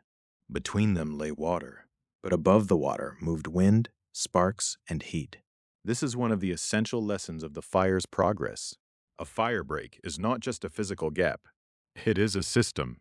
It depends on width, weather, materials, timing, and the ability of people to defend the line. If the wind is strong enough, if the embers are plentiful enough, if the far side is receptive enough, then a river can become less a wall than a pause. And on that night, Chicago had very little margin left. Its firefighters had been strained before the disaster reached its largest scale. Its water supply had been compromised at the Chicago Avenue pumping station. Its downtown defenses had been overtaken in sequence. The courthouse bell had fallen. The buildings that represented confidence in the city's future had burned. When the flames approached the main branch, the city's capacity to hold another boundary had already been badly reduced. The crossing into the North Division transformed the geography of the catastrophe. The fire was no longer confined to the southwest side and the central business district. It had now entered another great section of the city. The North Division was not an abstract extension of the burn zone. It was a lived landscape of homes, churches, shops, streets, and routes of escape. As the flames moved into it, the disaster became more visibly residential again after its passage through the commercial heart. The fire's advance northward also reveals how relentless the direction of travel had become. From its accepted origin area on the property of Patrick and Catherine O'Leary at DeKoven Street near Jefferson Street, the blaze had moved northeastward. It had crossed the South Branch. It had entered the business district. It had reached the main branch. And then it continued beyond it. Each crossing widened the meaning of the event. What had begun as a local fire had become a citywide collapse of barriers. In the North Division, the fire continued toward reference points that helped measure the scale of its movement: North Avenue and, farther still, Fullerton Avenue. These names matter because they pull the disaster out of the symbolic center and stretch it across the city's actual ground. The fire was not only destroying landmark buildings, it was lengthening its path through neighborhoods. It was pushing people ahead of it. It was forcing residents to decide what could be carried, what had to be abandoned, and where open space might still offer survival. The University of Chicago Library Summary places the burned zone as extending roughly from the area near Roosevelt and Canal Streets north toward Fullerton Avenue. That sweep is important, not simply as a measurement, but as a way of understanding how completely the fire escaped any one district's identity. It did not remain the fire of DeKoven Street. It did not remain the fire of the loop. It did not stop at the business district's northern edge. It crossed water and kept going, turning the city's divisions into stages of one continuous burn. The river's second failure also deepened the psychological shock. After the South Branch crossing, Chicago had already learned that its waterways were vulnerable. But the main branch crossing confirmed that lesson under even more devastating circumstances. By then, people had seen enough to know that distance alone did not guarantee safety. The fire could leap. The wind could carry it. The urban edge could ignite. A boundary that seemed reassuring in daylight could vanish in the heat and darkness. There is a particular terror in watching a known line fail. Streets can be surrendered one by one. Buildings can be expected to burn when the flames reach them. But a river belongs to a different category in the mind. It promises interruption. It suggests that the fire must stop, or at least slow enough for human beings to regroup. When that promise failed again, it meant that escape, not defense, was becoming the dominant fact of the night. The North Division did not burn because the river was absent. It burned because the conditions on both sides of the river made the crossing possible. Drought had prepared the city. Wind had guided the fire. Wooden construction had fed it. Riverfront industry had narrowed the difference between land and water. Firefighting capacity had been weakened at the moment it was most needed. The crossing of the main branch was not a miracle of flame. It was the consequence of many vulnerabilities meeting at once. As the fire pushed north, the city's map became a map of retreat. People moved away from the oncoming heat, toward open ground, toward the lakefront, toward any place where fuel was thinner and the flames might spend themselves before reaching human bodies. The names North Avenue and Fullerton Avenue give the movement a northern frame, but for those inside it, the experience was immediate and personal. Smoke, sparks, crowded streets, belongings in arms, wagons jammed with household goods, and the terrible knowledge that the fire had already crossed the barriers people hoped would hold. By the time the flames moved through the North Division, Chicago's disaster had acquired its final human shape. The destruction of buildings was immense, but the movement of people became just as central to the story. A city of about 300,000 was being forced into sudden displacement. The fire was not only consuming architecture, it was separating families from homes, workers from tools, congregations from churches, and neighborhoods from the streets that had defined them. The main branch had failed, and with it failed one more hope that the city's form might save it from the city's materials. The fire moved on toward the north, toward the open places where people would gather, not because they were safe in any complete sense, but because there was nowhere else to go. Behind them lay streets turned to ash. Ahead of them lay parks, sands, shorelines, and exposed ground. The disaster had crossed the water. Now the question was where a burned-out city could place its people. Behind the line of the advancing fire, Chicago was becoming a city of motion. People who had first tried to save rooms, trunks, account books, bedding, tools, and family keepsakes were being forced to make a simpler calculation. What could be carried by hand? What could be loaded quickly? What had to be abandoned?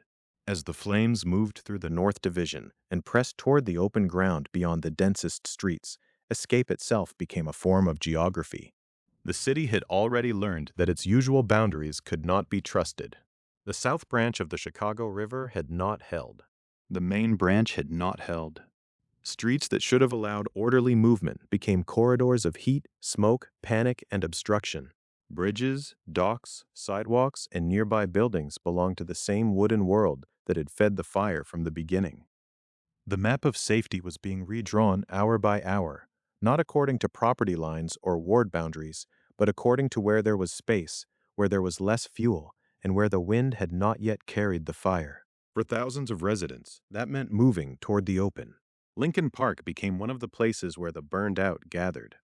It mattered not because it was untouched by fear, but because it offered what the streets no longer could: breadth, exposure, and separation from rows of combustible structures.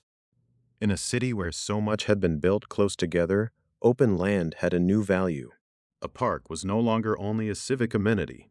It was a temporary refuge, a place where people could stand outside the dense fabric of the burning city and wait for the impossible night to pass. The sands became another refuge area. Like Lincoln Park, it entered the story as part of the human landscape of the disaster. People were not moving toward comfort. They were moving toward survivability. They were seeking ground where flame had less to seize, where crowds could collect without immediately being trapped between buildings, and where the immediate work of staying alive could continue after the loss of home. These places tell us something that damage totals alone cannot. A fire can be measured in acres, buildings, dollars, and deaths. But while it is happening, it is also measured in footsteps. It is measured by the distance from a doorway to a street, from a street to an open space, from a neighborhood to a park, from a familiar address to the uncertain edge of the city. For Chicagoans moving through smoke and falling embers, the disaster was not yet a statistic. It was a root. The city's population at the time was about 300,000. By the end of the fire, roughly 100,000 people would be left homeless. That figure is so large that it risks becoming abstract. 1/3 of the city's population had lost shelter. But in the lived experience of the fire, that meant families arriving in open places with whatever they had managed to carry. It meant children separated from the rooms they knew. It meant workers without the tools, shops, offices, or warehouses that gave structure to daily life. It meant churches, boarding houses, and neighborhoods ceasing to function as anchors, not gradually, but in a matter of hours. Homelessness after the Great Chicago Fire was not only the absence of a roof, it was the sudden collapse of a whole practical system. A home held clothing, money, food, documents, bedding, furniture, family records, and the small objects that made continuity possible. A neighborhood held credit, employment, friendship, worship, and directions through ordinary life. When fire consumed whole districts, it did not simply displace individuals. It broke the arrangements that allowed individuals to know where to go next. That is why the open spaces became so important. Lincoln Park and the Sands were not destinations in the usual sense. They were holding grounds for a city whose internal order had been torn apart. The people who gathered there represented many different losses at once. Some had fled from the North Division as the flames advanced. Others had already been driven from the business district or from streets farther south. They came from a city in which the fire had moved across water, through institutions, past landmarks, and into residential blocks. The root of the flames had become the root of exile. There is a quiet irony in this. Chicago's growth had depended on density, speed, and connection. Buildings rose quickly. Streets and sidewalks extended. Bridges and docks helped bind neighborhoods to commerce. The city's wooden infrastructure had made expansion possible. But during the fire, the same connectedness helped transmit danger.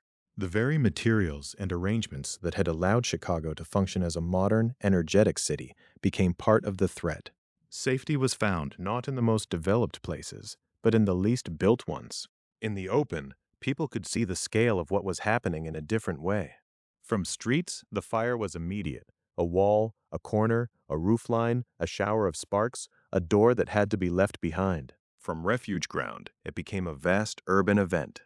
The glow over the city, the smoke, the moving crowds, and the knowledge that familiar landmarks had fallen would have made clear that this was not a neighborhood fire anymore. It was a civic rupture. The numbers that would later define the disaster were already taking human form. About 100,000 homeless people meant a city needing shelter before it could even fully count its losses. It meant that public and private relief would have to respond not to isolated hardship, but to mass displacement. The fire had turned a built environment into an emergency population. Chicago was not only fighting flame, it was trying to absorb the consequences of having so many of its residents suddenly outside. And still, even in refuge, danger was not neatly over. Open ground could reduce the immediate risk of buildings burning around a crowd, but it could not restore certainty. People gathered with smoke in the air, with possessions scattered or lost, with no clear knowledge of what remained behind them. The geography of escape was temporary by nature.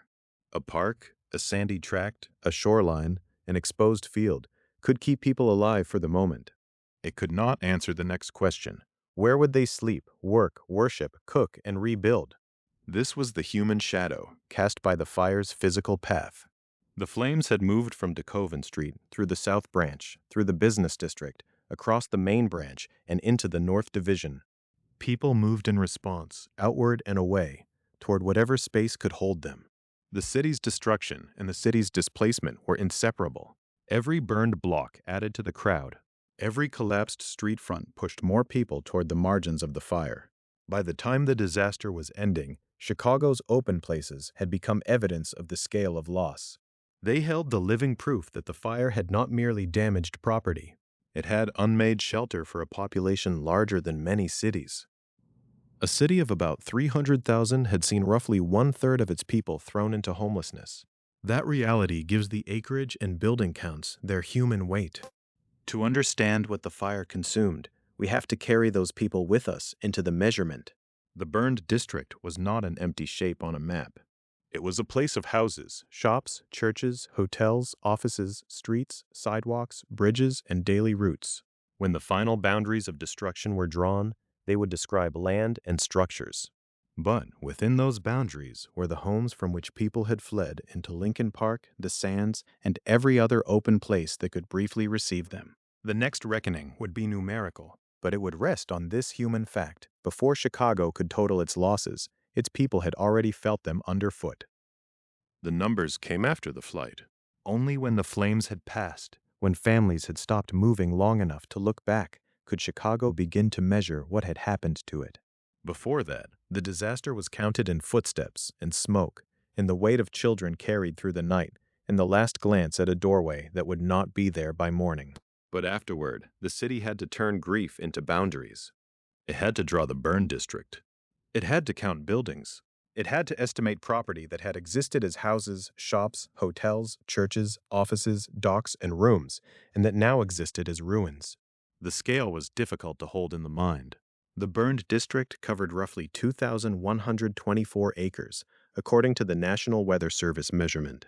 In more familiar terms, that was about 3.3 square miles. Other summaries place the burned area at about 3.5 square miles. The difference between those figures is small when placed against the lived reality of the fire, but both tell the same essential truth. This was not a local block fire. It was not even simply the destruction of a neighborhood. It was a long wound cut through the working body of the city.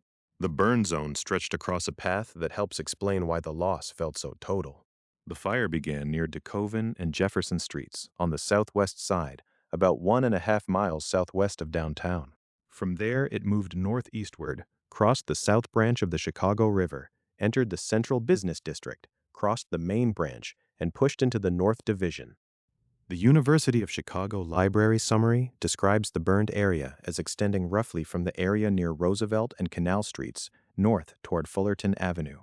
That line on a map carried the fire through places of labor, government, commerce, culture, transportation, worship, and home. Acreage can seem abstract. It flattens the city into a unit of land. But in Chicago in 1871, land was crowded with combustible life. The earlier chapters of this story have followed the materials that made the city vulnerable: wooden buildings, wooden sidewalks, wooden streets, bridges, docks, vessels, and a riverfront stacked with fuel. Now those materials became part of the final accounting. The fire consumed not just architecture, but the everyday surfaces by which people moved through the city. It burned the spaces between buildings as well as the buildings themselves. The number of destroyed structures is usually given as approximately 17,450 to 17,500 buildings. Some sources round the figure upward and speak of more than 18,000 structures.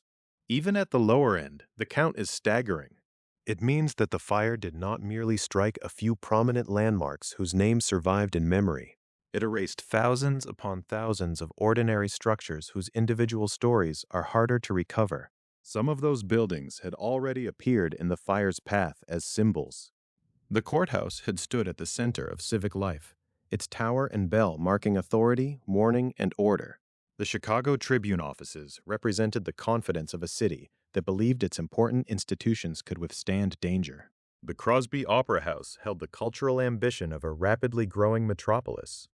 The Palmer House, newly built and luxurious, suggested wealth, modernity, and permanence. Each was burned, but the final count tells us that those famous losses were only visible peaks in a much broader field of destruction.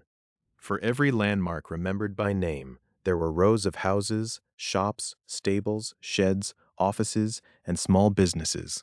There were buildings that held tools, ledgers, furniture, food, wages, clothing, religious objects, inventories, and family keepsakes. There were rented rooms and working-class homes from which people had escaped with only what they could carry. The number 17,500 can be spoken quickly, but in the ruins, it meant that shelter, employment, credit, worship, and neighborhood life had all been broken at once. This is why the count of homeless people belongs beside the count of buildings. Chicago's population was about 300,000 in 1871. Roughly 100,000 people were left homeless, about one-third of the city. In the previous chapter, that fact appeared as a human geography, people gathering in Lincoln Park, the sands, and other exposed places because there was nowhere else to go. Here, in the accounting of loss, the same fact becomes structural. When so many buildings vanished, homelessness was not a temporary inconvenience for a few families. It was a citywide emergency. The destruction also reached into property value on a scale that shocked the period. Estimated property damage is commonly placed in the range of $200 million to $222 million. That figure belongs to the world of 1871, not to a modern insurance table, and it carried enormous weight. It included structures, merchandise, industrial materials, business records, furnishings, and the built environment that allowed Chicago's economy to function. The financial loss was not simply the cost of rebuilding walls. It was the destruction of stored capital, commercial networks, and private security. In a city built for speed and growth, the fire revealed how much value had been concentrated in vulnerable form. Chicago had risen quickly, and much of that rise had been built from wood. Wood made construction fast. It made expansion possible. It made streets, sidewalks, and buildings appear in time with the city's appetite. But under drought, wind, and urban density, the same material translated growth into fuel. The property loss therefore measured not only what the fire did in those days from October 8th to October 10th. It also measured the accumulated risk of years. The geography of the burn mattered financially as much as physically. The central business district was not an incidental part of the fire's course. It was the place where offices, hotels, newspapers, cultural institutions, and commercial buildings clustered. When the blaze moved into that heart of Chicago, it attacked records, inventories, contracts, and places of exchange. The loss of a building could mean the loss of a business. The loss of a business could mean the loss of wages. The loss of records could complicate ownership, debt, insurance, and recovery. In the aftermath, rubble was not only material, it was administrative, legal, and economic. And yet the damage was not evenly distributed across every part of Chicago. The fire had a path. It had edges. It left boundaries that could be studied afterward. Inside those boundaries, destruction was severe and often complete. Outside them, crucial parts of the city remained. That unevenness would matter later, because it helped explain how Chicago could begin to rebuild with remarkable speed. But in the immediate accounting, the edge of the burn district was also a harsh dividing line between those whose city had vanished and those whose structures still stood. The numbers also correct the way memory can simplify the disaster. A legend can reduce the Great Chicago Fire to a single barn, a single animal, a single unlucky moment. But a burned district of more than 2,000 acres cannot be explained that way. More than 17,000 destroyed buildings cannot be explained that way. Damage reaching into the hundreds of millions of dollars cannot be explained by a spark alone. The scale forces the larger interpretation back into view. The fire became catastrophic because Chicago had been dry, windy, wooden, dense, and vulnerable. The ignition mattered, but the city's condition determined the outcome. Even the rivers, which might have divided the disaster into smaller parts, became part of the scale. The South Branch failed to stop the flames. Later, the main branch failed as well. Those crossings expanded the fire from one division of the city into another, allowing the burn district to grow into the enormous shape later measured in acres and square miles. A river on a map suggests separation. But Chicago's riverbanks were lined with combustible docks, vessels, bridges, and materials. Under strong southwest winds and flying embers, the water did not create safety. It became a passage in the story of expansion. By the time the fire ended on the morning of October 10th, Chicago had become a city of absences. Streets could be traced where buildings no longer rose. Landmarks could be named where walls had fallen. Addresses could be remembered where homes had been reduced to ash. The physical count gave the disaster its outline, roughly 2,124 acres, about 3.3 to 3.5 square miles, approximately 17,450 to 17,500 buildings, and property damage in the hundreds of millions. But even that outline was incomplete without the smaller human measures hidden inside it. A church exterior might remain while the life around it was gone. A stone wall might stand above rooms that had burned. A public structure might survive in part, not because the fire spared the neighborhood, but because destruction moved unevenly through materials, openings, winds, and chance. Total devastation was real, but it was not mathematically perfect.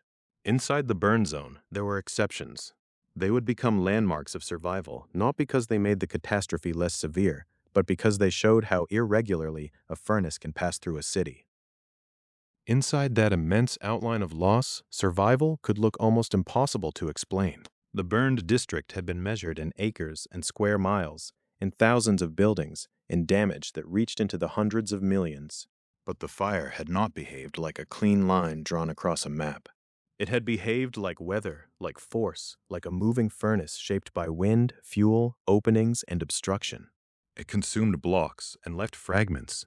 It erased whole neighborhoods and allowed a wall, a tower, or a church shell to remain. Those survivors mattered not because they contradicted the scale of the disaster, but because they revealed its texture. The Great Chicago Fire was not a single sheet of flame laid evenly over the city. It was a violent, uneven passage through streets, riverfronts, business blocks, churches, colleges, homes, public works, and open ground. Within the fire zone, some structures survived in whole or in part. Their presence afterward gave Chicagoans something difficult to interpret, proof that the fire had reached them, and proof that it had not finished them. The most enduring of these symbols was the Chicago Water Tower. It stood near Chicago Avenue, in the path of a disaster that had already destroyed so much of the city's confidence in its own defenses. The water tower survived when surrounding structures did not. In later memory, it became one of the great visual anchors of the fire, a standing remnant inside a city known, for that moment, by absence. Its survival gave people a shape to look at when so many familiar shapes were gone. But the water tower's meaning becomes clearer when placed beside the nearby Chicago Avenue pumping station. Earlier in the night, that pumping facility had been central to the city's ability to fight fire. At about 3:30 in the morning on October 9th, its roof collapsed, crippling firefighting efforts at the exact moment when water mattered most. That failure belonged to the operational history of the disaster, the moment when an already overwhelming fire became harder still to resist. And yet, after the fire, the exterior of the Chicago Avenue pumping station remained. This is one of the contradictions that makes the fire so important to understand carefully. A building could fail in function and survive in form. Its roof could collapse. Its usefulness to firefighters could be gravely damaged, and still, its outside walls could stand as evidence of partial endurance. That distinction matters. To the people fighting the fire, the pumping station's survival as an exterior shell did not undo the catastrophe of its failure. Once the roof collapsed and the system was crippled, the city lost a critical tool. The fire did not need to pulverize every wall to defeat the purpose of the building. It only needed to disable what the city needed from it. So the water tower and the pumping station together tell a more complicated story than simple survival. They show that the fire attacked a city not only by destroying buildings, but by interrupting systems. A tower could remain. A pumping station exterior could remain. But if water pressure and pumping capacity were crippled, the city's defense had still been broken. Elsewhere in the burn zone, religious and educational buildings created other forms of partial survival. St. Michael's Church, St. Ignatius College, and Holy Family Church all belong to the story of what somehow endured. They were not outside the historical imagination of the fire. They stood within the zone of destruction in whole or in part, each becoming an anchor for understanding how irregular the fire's path had been. St. Michael's Church offers one of the clearest examples of survival as a remnant rather than rescue. Its exterior survived. That phrase is important. It does not mean the community around it passed through unharmed. It does not mean the fire spared the neighborhood. It means that something of the building's outer form remained after the interior life of the place had been exposed to the same disaster that consumed a city around it. A surviving exterior could be haunting. It could make loss more visible, not less.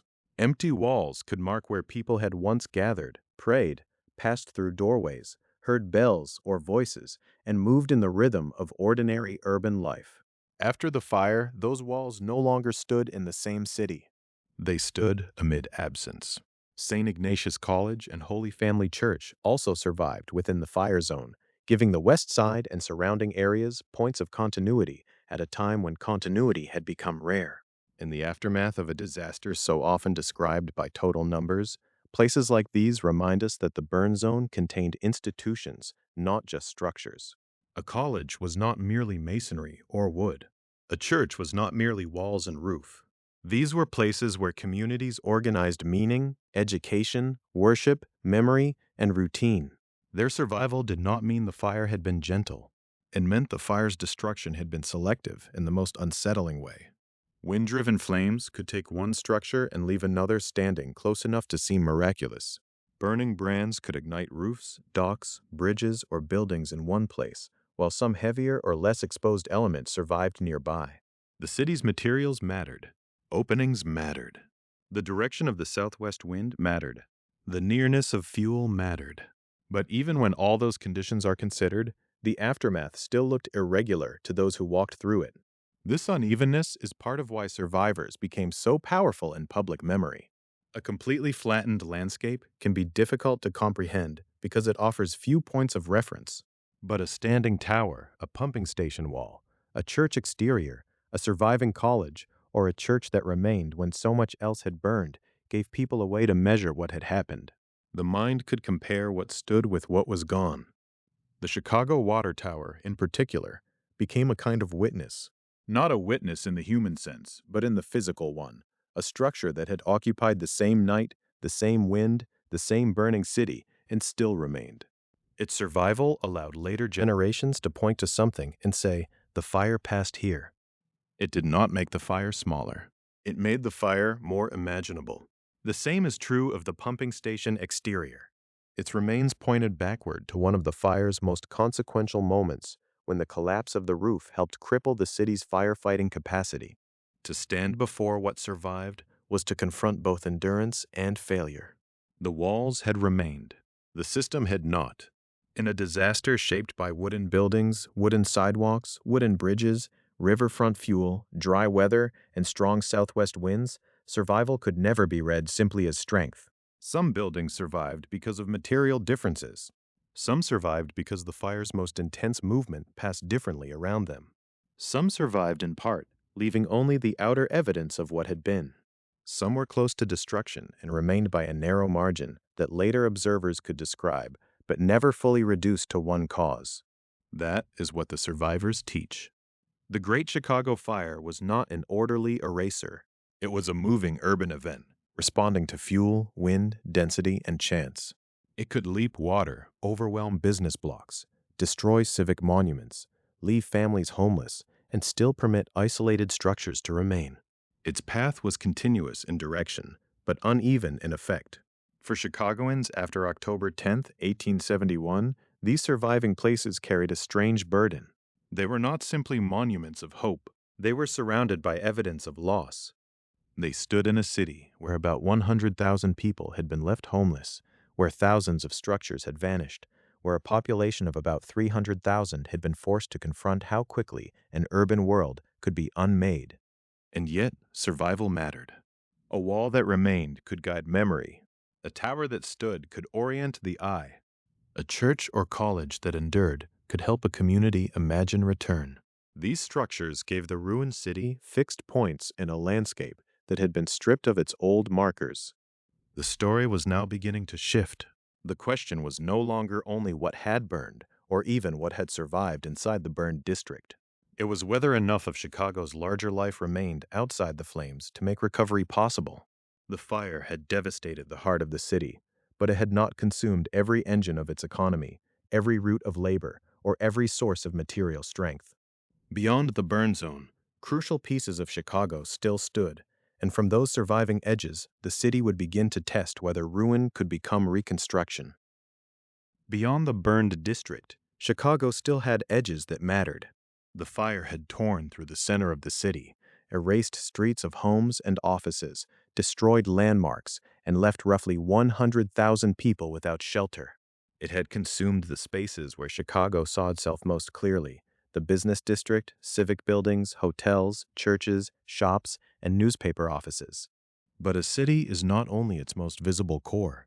It is also the movement of goods, the labor systems that keep people employed, the industries that connect it to other regions, and the materials that allow destruction to be answered with construction. That was one reason Chicago could begin to recover. The fire had been enormous, but it had not burned everything that made Chicago economically alive. To understand the importance of that fact, it helps to imagine the city after the flames as more than a field of ruins. In the burned area, the landscape was nearly unrecognizable. Chimneys stood where houses had been.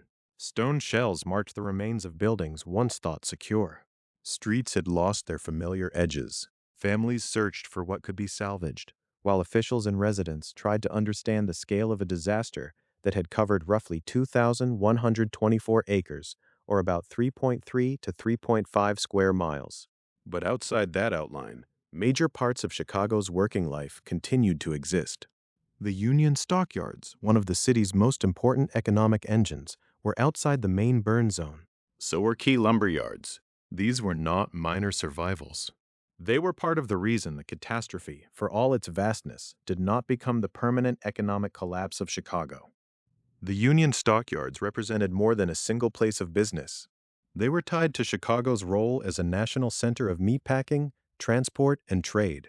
Livestock came into the city, passed through systems of sale, slaughter, packing, and distribution, and moved outward again through networks that connected Chicago to markets far beyond Illinois. In a city where so much had been destroyed, the survival of that kind of industrial base mattered deeply. It meant that work, commerce, and outside economic relationships had not been completely severed. The same was true, in a different way, of the lumber yards that remained outside the main burn zone. The irony was sharp. Wood had helped make the city vulnerable. Wooden buildings, wooden sidewalks, wooden streets, wooden bridges, docks, and riverfront materials had all contributed to the disaster. Yet after the fire, lumber also became part of the city's capacity to rebuild. The material that had fed the furnace was also one of the materials needed to answer it. That contradiction sits at the heart of Chicago's recovery. The city could not simply reject the physical world that had made it combustible. It still needed material, labor, capital, routes, and storage. It needed boards, beams, tools, wagons, yards, and hands. It needed places where supplies could be gathered and redistributed. The survival of lumber interests outside the main burned district meant that reconstruction did not have to begin from absolute emptiness. The city had lost thousands upon thousands of structures, but it had not lost all access to the means of building again. Recovery, then, was not a miracle in the simple sense. It was not only a matter of optimism or civic pride or the will to rise from ashes. Those things mattered, especially to the way the story would later be told. But the practical foundation of recovery was more material. Chicago could rebuild because important economic systems remained in place. It could rebuild because its destruction, however immense, was geographically uneven. It could rebuild because the fire had devastated the heart of the city without consuming every engine around it. This is one of the quiet lessons of the disaster. A burned district can define the memory of a fire, but the unburned margins can define what happens afterward. For the people who had fled into open places, such as Lincoln Park and the Sands, the first questions were immediate. Where to sleep? Where to find food? How to locate family? What had been lost? Whether there was work to return to? Whether the city itself still had a future? Those questions were human before they were economic. But the answers depended partly on the survival of systems that no single family could control. If the fire had destroyed every major industrial district, every supply source, every commercial route, and every store of building material, recovery would have been slower and more uncertain. Instead, Chicago still possessed enough of its outer strength to begin moving. Even amid homelessness and grief, the city retained engines capable of drawing in goods, employing workers, and supporting reconstruction. The disaster had wounded the city terribly, but it had not cut every artery. There was also a symbolic geography to the aftermath. The fire's accepted origin area, associated with the property of Patrick and Catherine O'Leary at DeKoven Street near Jefferson Street, would not remain only a place of accusation and legend. In later memory, that ground would take on a different institutional meaning.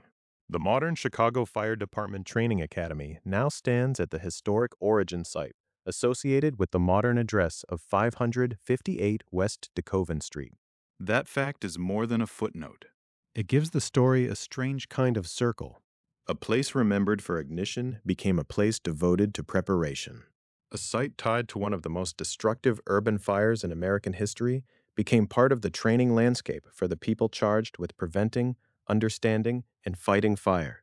The ground did not erase what happened there. It could not resolve the uncertainty over the exact cause. It could not undo the suffering of those who lost homes, businesses, churches, documents, tools, and family possessions. But it transformed the meaning of the location. DeKoven Street became not only the beginning of a catastrophe, but also a reminder that fire safety is learned, practiced, institutionalized, and passed forward. That transformation matters because the Great Chicago Fire was never only about one barn, one family, or one spark. The origin point was real. The O'Leary property was central to the historical geography of the disaster, but the destruction that followed was made possible by a much larger system. Dry weather, strong southwest winds, combustible construction, vulnerable riverfronts, exhausted firefighting capacity, and infrastructure that could fail under pressure.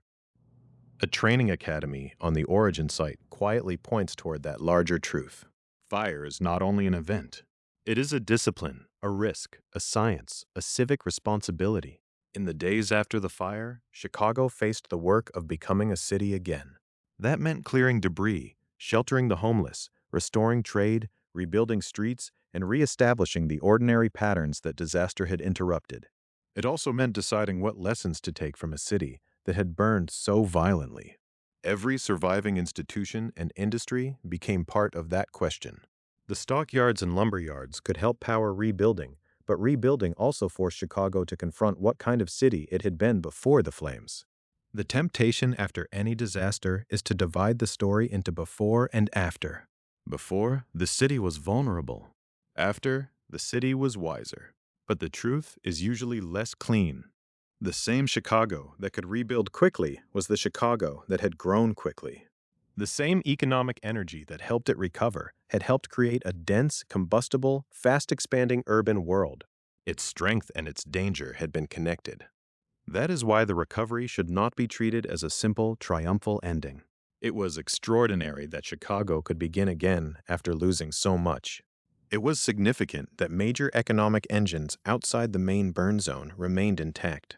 It was powerful that the city's later fire training would be associated with the place where the disaster began. But none of that makes the catastrophe less severe or the causes less troubling. A city can survive a disaster and still need to understand why it happened. It can rebuild over ashes and still carry the memory of the furnace beneath its streets. It can turn an origin site into a training ground and still live with the knowledge that the first spark was only the smallest part of the story. By the time Chicago began to rise from the ruins, the legend was already finding its shape. It was easier to remember a cow, a lantern, a barn, and a single moment than to remember miles of wooden sidewalk, weeks without rain, wind over rooftops, burning docks, exhausted crews, river crossings, and a pumping station gone dark. Rebuilding gave the city a future. Myth gave the public a story. Between them lay the harder truth. Chicago had not merely caught fire. It had been ready to burn. That readiness is the part myth tends to hide. A barn can be pictured. A cow can be named. A lantern can swing in the dark, simple enough to enter memory and stay there. But a citywide failure is harder to hold in the mind. It has no single face. It is made of choices repeated until they become ordinary. A wooden wall, a wooden walk, a wooden bridge, a riverfront piled with fuel, a firefighting system strained before the worst night begins, a dry season treated as weather until it becomes danger. That is the contradiction at the center of the Great Chicago Fire. The disaster has often been remembered as if it began with one small domestic accident on DeKoven Street, on the property of Patrick and Catherine O'Leary. But the fire that followed was not a domestic event. It was urban, atmospheric, infrastructural. It moved through a city whose materials, layout, and emergency capacity had already shaped the terms of catastrophe. The exact cause of ignition remains unknown. That uncertainty matters. It is not a gap that should be filled too quickly by folklore, because the folklore can become a way of shrinking the disaster. The story of Mrs. O'Leary's cow did something powerful. It gave the public a clean beginning. It had moved attention toward one barn and one family, and away from the wider conditions that allowed flames to become a furnace. The accepted origin area was real. The fire began on the evening of Sunday, October 8th, 1871, in or near the O'Leary barn at 137 DeKoven Street, near Jefferson Street, about 1.5 miles southwest of downtown. From there, it spread northeastward toward the heart of Chicago. But by the time the first flames became a citywide emergency, the important question was no longer only what had started the fire. It was why the city could not stop it. The answer lay in layers. There was the weather. Chicago had endured a dry spell through the summer and early autumn. The National Weather Service retrospective notes that only 3.55 inches of precipitation were recorded from July 7th through October 8th, nearly 8 inches below average for that period. There had been no precipitation from September 29th through October 8th. September itself had brought only 0.74 inches. By the time the fire began, the city's wooden surfaces were not merely wood. They were seasoned fuel. There was the wind. Strong southwest winds, estimated in the region at around 35 to 45 miles per hour, pushed the fire toward the business district and helped turn heat into movement. Wind did not just spread flame along a street. It carried burning brands across gaps. It bent the fire's path into the city's most valuable and densely built districts. It helped convert an ignition point into a front. There was the built environment. Chicago had grown with extraordinary speed, and much of that growth had been made from combustible material. Wood was not confined to barns or modest houses. It was in buildings, streets, sidewalks, bridges, docks, and riverfront structures. The city had about 500 miles of wooden sidewalk. Under normal conditions, these materials made growth practical and movement possible. Under drought and wind, they became conduits. There was the river, which should have mattered more than it did. The south branch of the Chicago River and later the main branch might seem, on a map, like natural lines of defense. But the fire did not meet an empty riverbank. It meant wooden docks, vessels, bridges, and combustible materials along the water's edge. It met a riverfront built for commerce, not for fire breaks. Under the force of wind-driven embers and nearby fuel, water alone could not divide safety from destruction. There was the emergency response, exhausted and then crippled. Chicago's fire crews had already faced a major fire the previous night.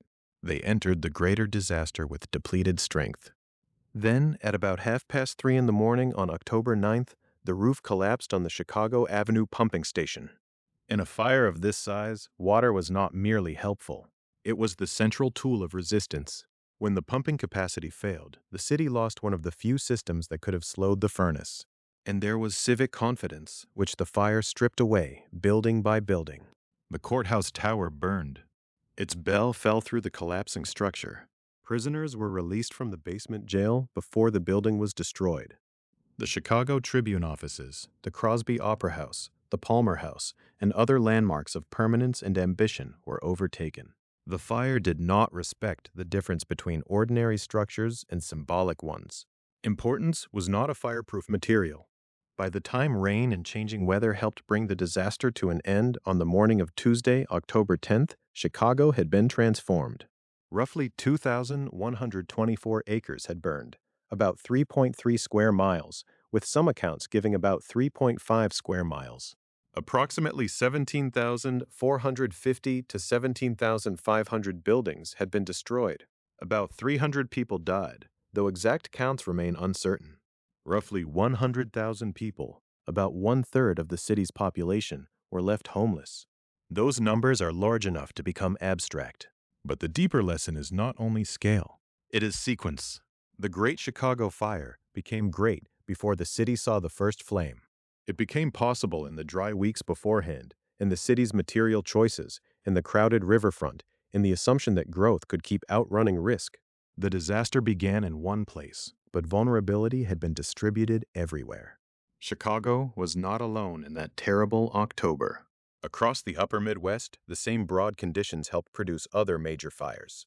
Most haunting among them was the Peshtigo Fire in Wisconsin and Michigan, which burned during the same period and was deadlier than Chicago's disaster, with at least 1,200 fatalities.